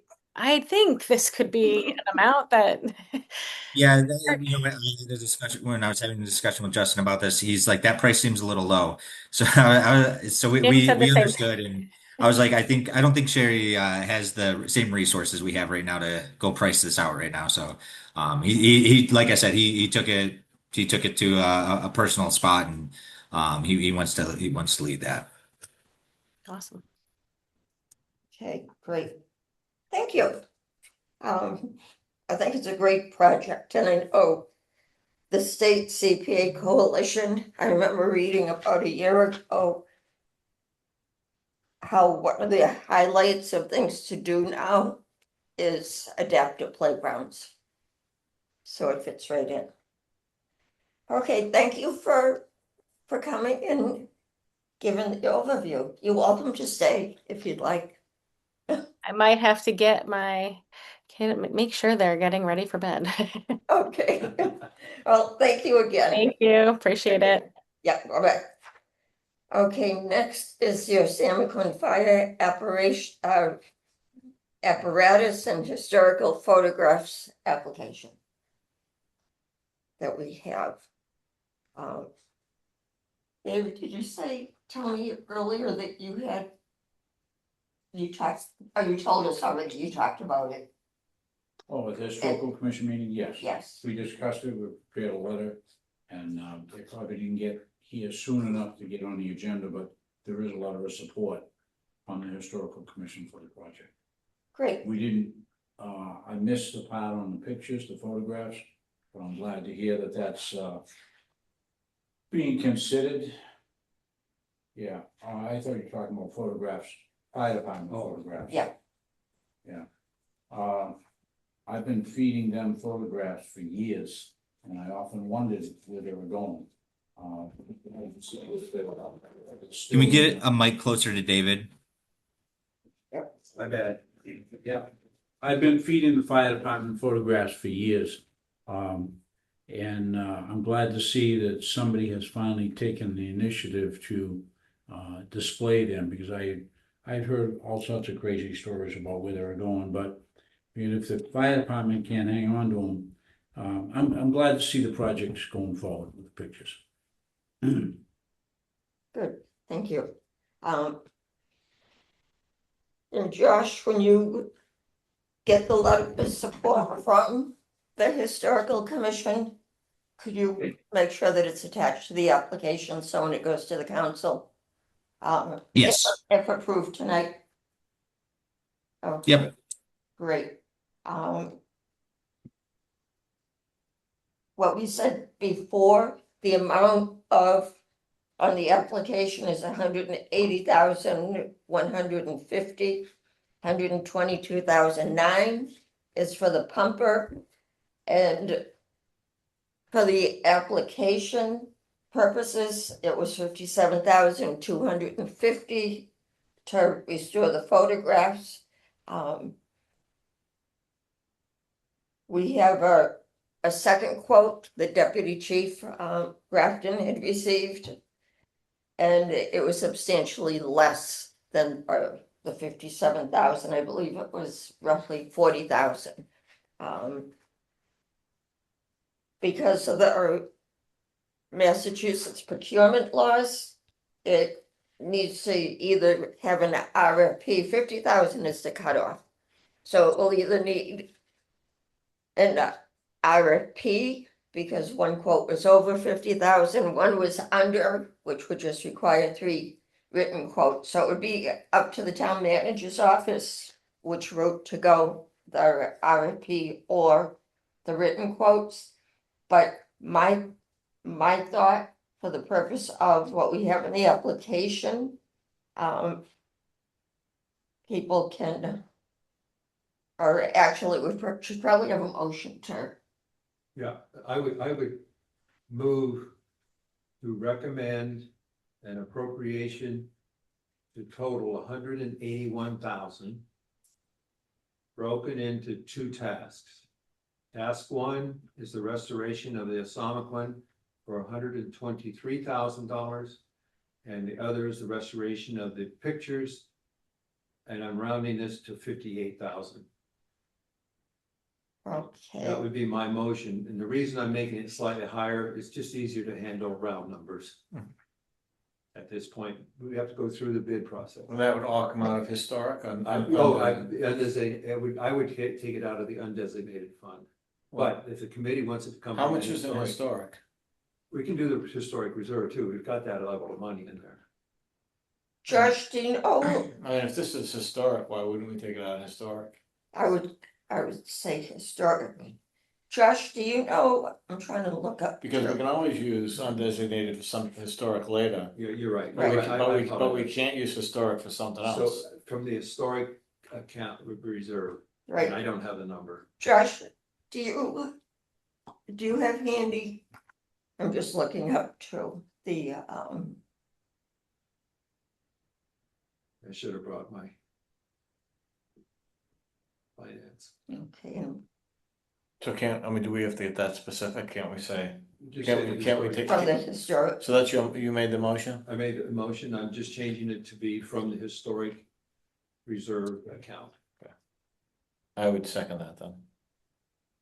okay. Discussion, what I was starting to say, Carl incorporated it into his motion. I would go with the higher amount, what the amount that's in the application, but he read my mind and put his motion forward that way. What As I were said- what were the sources of those 2 estimates for the restoration of the photographs? What were those companies? One was the NEDCC, and that was the 57,000. And the other one was, I'll tell you in a second. If I can figure out what I'm doing. Okay, the other person was, from Louise Baptiste. Oh, she- yeah. Okay, I think she may have been recommended as a person we should contact. Yeah, I recommended her. Yeah, she's done some work for us. Right, so those are the two organizations that are quoted. If it's under 50,000, we have to go 3 quotes. But anyway, I just want to leave it at the higher number because I otherwise understand. go through Yeah, the process again. that makes sense. Yeah. Right. Okay, and we will, when I send the letter for this to go to the town council, if we approve it tonight, I will state that we have 2 quotes, because of mass procurement laws. It has to be either bid or quoted, and it may come in much less than the 57,000. But that depends on the results of the procurement. I don't think that needs to be in the letter. Well, we can tell them at the We finance. can tell them as a backup, but I don't Right. think the letter should say it's this amount and appropriately followed by procurement laws. Okay. Okay, any more discussion on this? The Um, historical commission didn't discuss the photograph pilot project, but I'm sure that they would have the same concern. We're very much in favor of it. However, we're also concerned with accessibility of the public to these scanned photographs. We've got a ton of photographs located upstairs in the historical room right now, which are almost inaccessible. And we hope that the fire department, whatever they come up with for scans, they display them here in the stations, but they also include copies for storage in the historical room at the library. I believe, and Cal might know better, but I believe the intent is to post them in the hallways here. What they discussed with me when they first started this, and I'm glad I'm transferring it over to you. They want to put a timeline with these pictures talking about the various years. So they want that to be displayed in one of the hallways for public visibility. I'm hoping it would be somewhere on there. Outside this room. Even this room would be perfect. And David, would you be willing as the CPC person to be the liaison to this project? Yes, I can do that. Okay, thank you. Great, we're just trying to pass on things. Okay, any other discussion? Okay, hearing and Josh, roll call, Tina, yes? Carlton, Yes. Maureen, Yes. Bill, Yes. Lori, Yes. David, Yes. Pat. Yes. Thank you. The motion was approved. Great, thank you. Next is coalition dues, our annual dues to the coalition. And I'm just looking up the amount. Josh Collins, do you know offhand? 3,500. 35, okay, that's what I So you wanna thought. take that out of administrative funds? Absolutely. Mhm. So I'll make a motion to pay the 3,500 dues of the coalition out of administrative funds. Second. Great. Okay.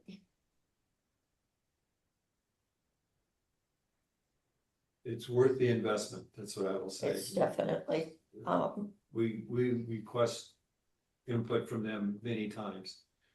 And they do maintain a fantastic webpage that mhm, has every project, CPA project in the state, yeah, including Bridgewater. and And the director's presentation in the spring was excellent. mhm, thank you. Very informative. We'll pass that on to them. And you can see from what Sherry had said, she's looked at the site, the coalition site, to see what CPA funds have been used for similar projects. It's a great site. I know I haven't said it for a while, but I was the broken record on it. If you haven't looked at the site, CPC members sign up for the newsletter, it comes out, I think quarterly. Anybody watching, look at the state coalition site, it's a wealth, more than a wealth of information. Okay. Next, You have roll call. oh, right, thank you. Roll call, Josh, Gina, yes, Carlton, Yes. Maureen, Yes. Bill, Yes. Lori, Yes. David, Yes. Pat. Yes. Thank you. The motion was approved. great, thank you. Next is brought up by the committee. The only thing I have, we just received today, so it's not on this agenda as a new potential project, is the Titicate State Foundry Project. David has spoken to us in the past on that. We'll have it at our next meeting to approve as eligible. David, do you want to say something quickly on that? Or not quickly? I apologize for dragging my feet. I've been doing a whole bunch of other things and this hasn't been on the top of my plate. But I hope to discuss it a little bit more, but I will start working on the application. Josh has offered to work with me on the application. So I feel I'll continue to work on it between now and the next meeting. Well, the next meeting, we have to vote on the eligibility Yes, I form, realize that. right, and then the application the next meeting. Right. What is it for? It's a marker to be placed at the Titicate Foundry site on Sturtevant's Pond, where the foundry was located in 1776. Did the eligibility, I briefly read it, but does the eligibility include a recreational parking lot for people to come in? Yes, there's no recreational parking lot for that pond right now, and I think it would be an excellent addition between recreation and historic preservation. To possibly, the town owns almost the perimeter of the pond, so it would be an excellent walking trail to be developed in the future. But right now, we need a parking area because people, when they fish the pond, very poor access to the pond. Thank you. Great, thank you. I look forward to voting on that. Anything else to bring up other committee? For new business? The town clerk spoke to me back in the spring about a cast iron sign, double-sided sign that dates back to the early 20th century. Very attractive. They have it in their office and have had it there, I guess, a number of years. And they were hoping that we could do something with it. And David and I talked about it briefly, and I kind of turned it over to him since he's the real historian here. Then the town clerk saw me more recently and asked if we'd done anything about that sign. It is very attractive. It's in excellent shape, and it should be placed somewhere in the town. I think, David, you had some recollection of where it was originally, maybe? I can't remember. I don't know where that particular one was hanging, but I know there is one presently on, just like it on Plymouth Street. I brought one down to the highway barn a couple of years ago that had been turned over to me. So that's one of three that I know of.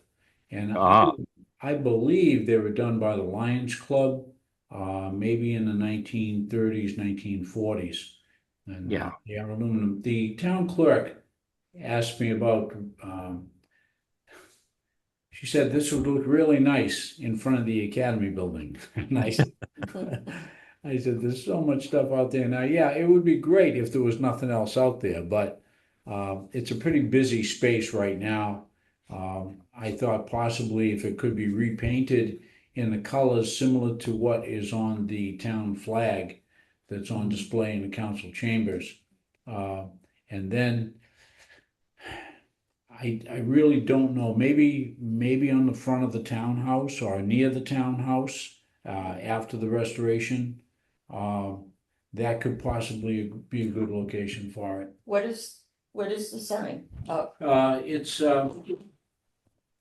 so probably, 18, 20 inches wide and about, 24 inches tall.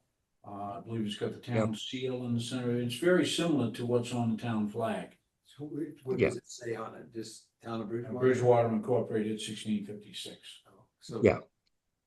And it's cast iron, I think. It's quite heavy and thick. It's very attractive, actually. Yeah.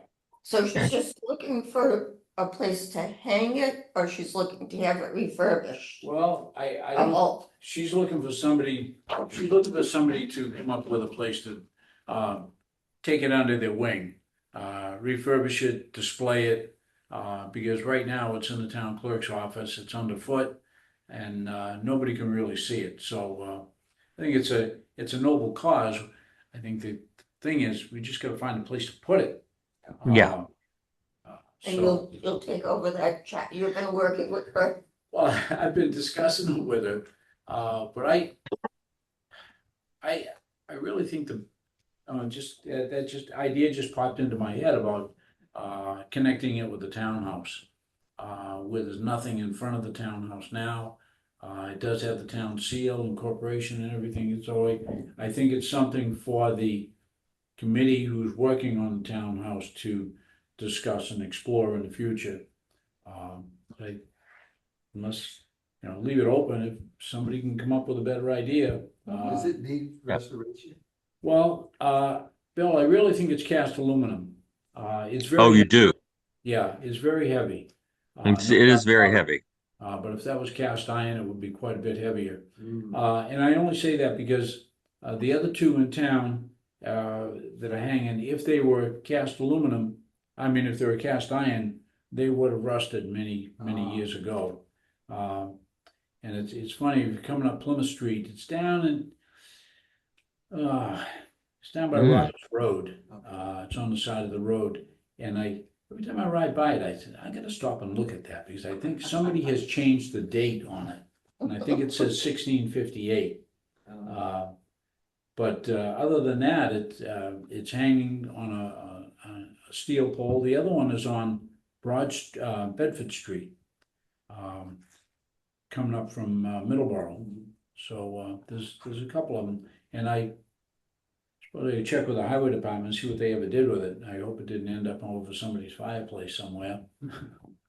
But there were a number of them that were placed around town. So Now I'm gonna have to go on a search for these.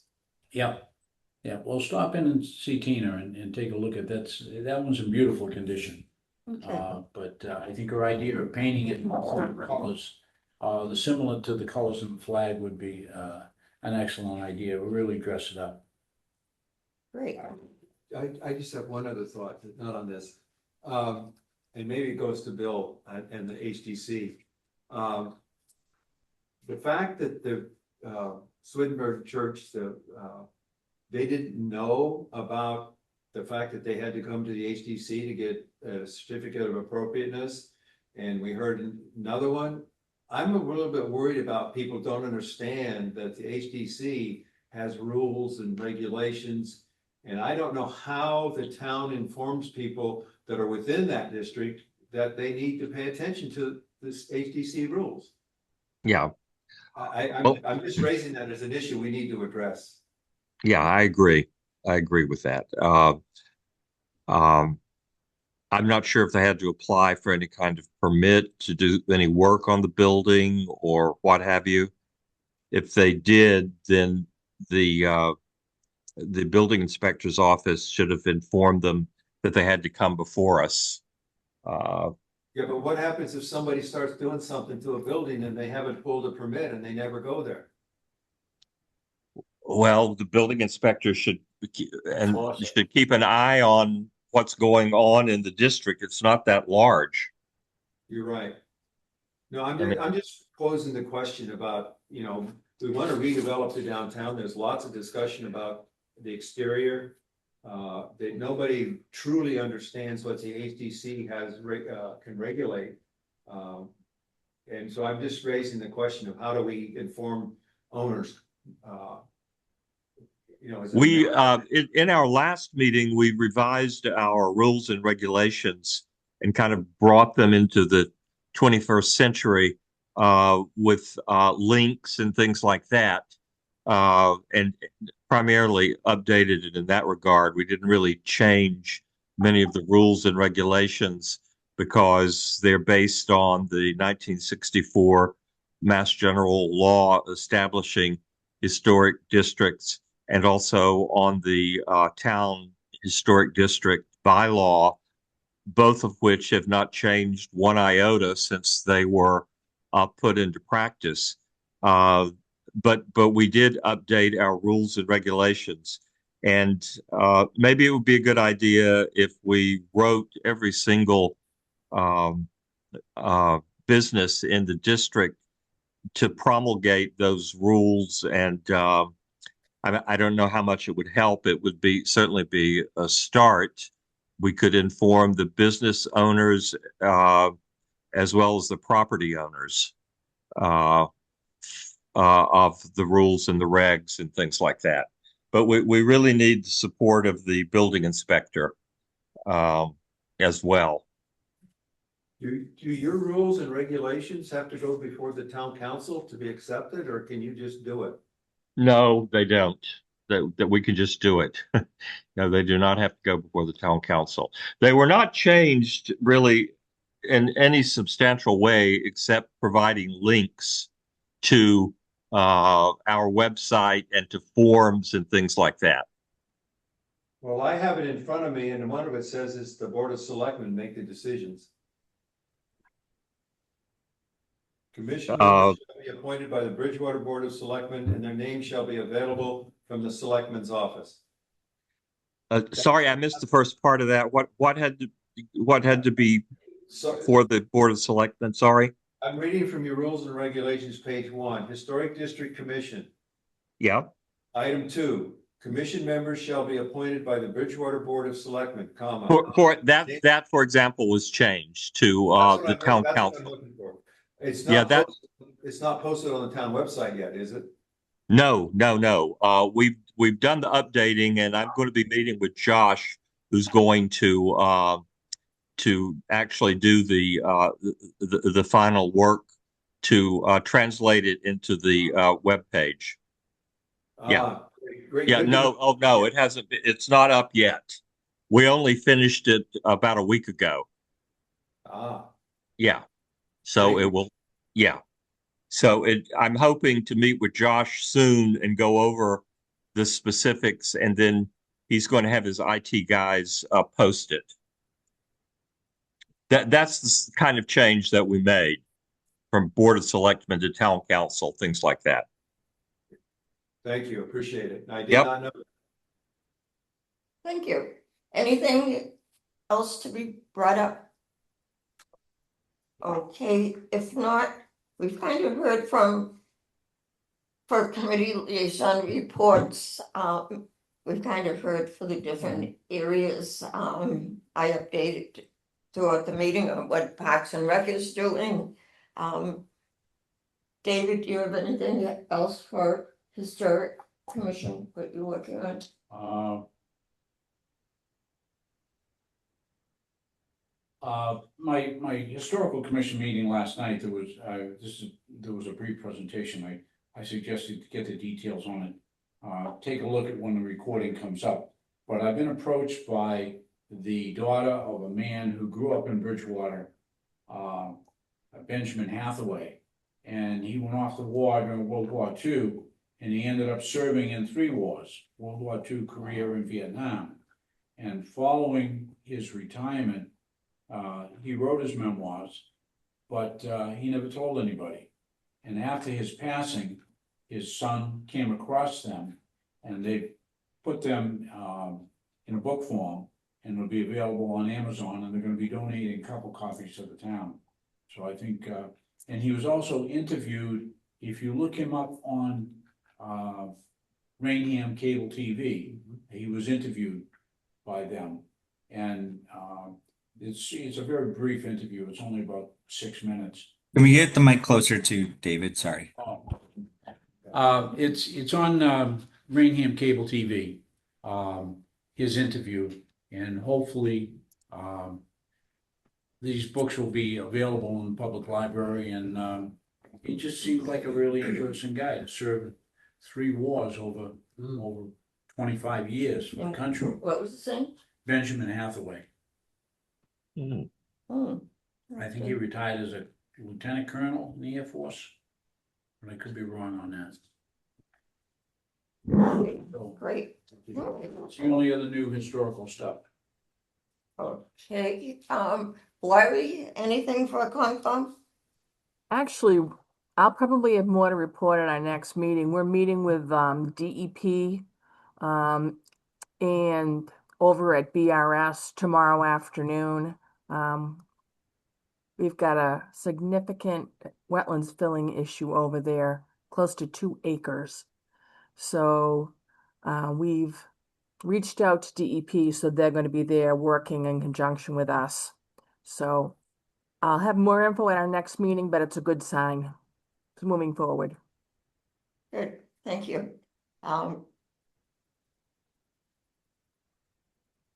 Maureen, No meeting. no, okay, Bill? Well, I think I've talked enough. We have a meeting next week. And Okay, going to be dealing with 2 applications for certificates of appropriateness. The Okay. town windows and the Swedenborgian church. great, thank you. Pat, anything else on planning board? No, nothing, I mean, I talked enough, like Bill Okay. said. Okay. Great, if there's nothing else, I would thank everybody for, all the members for being here. Do we still have, is Janet still here? Yes, I am. Okay, do you have any public comment for the end? Sure, why not? I stayed to the end, I'm gonna comment. Janet Hanson, Pleasant Street. Question on the signs that were brought up, that David brought up. A picture of that would be great if somebody could post a picture of the signs. And do they go in a pole or do they hang? And also on the cemeteries, what exactly are the plans for the cemeteries? I know you're assessing and you listed the cemeteries, but what is it that you're looking to do as far as the work on the cemeteries? I'd be interested to know what it is that you're looking to do. I have heard. I'll try to address that. The bottom line is that we need to understand how many broken stones, how many stones that we could stand up, how many stones need cleaning. So that's the assessment. We'll look at all that. Part of the RFP includes a table for whoever gets this award would put estimates for what it would cost to have professionals come in and do that work. So that's what we're doing, is just trying to get information about how much it would cost to restore some of these Okay. cemeteries. The other thing that, and I've brought it up before, I just would like to see that they're restored to what they were back then and not bleached white, because they weren't bleached white back in the 1600, 1700, they weren't all white stones back then. They were what we see. So I just hope that, because I've seen some restorations where they clean them up so much that, that's not what they look like way back. So I just, they will have to follow the national rules on cemetery restoration preservation. okay. So I just want to make sure that, that they're not all end up being bleached, because you see people doing that and having the stones fixed and sprucing up the cemeteries. And as I know, I always like the first cemetery is the first one I would go for. But I just, I would assume, but I don't want to assume that whoever gets the bid or if it does go through, that I just want to make sure that it stays the way it should be, if you know what I mean. Understood. Thank you. But thank you. Thank you, Janet. Okay, our next meeting is August 26th. I think the hybrid method worked out well. Once we get the kinks out for this room. My thought is to continue on with the hybrid. I know some people prefer the Zoom, some prefer in person. Just quickly, thoughts on continuing hybrid? That's good. Gina, just real quick, I do believe the Charter Review Committee is going to be changing their dates. Okay, So that might free up 201A for you guys.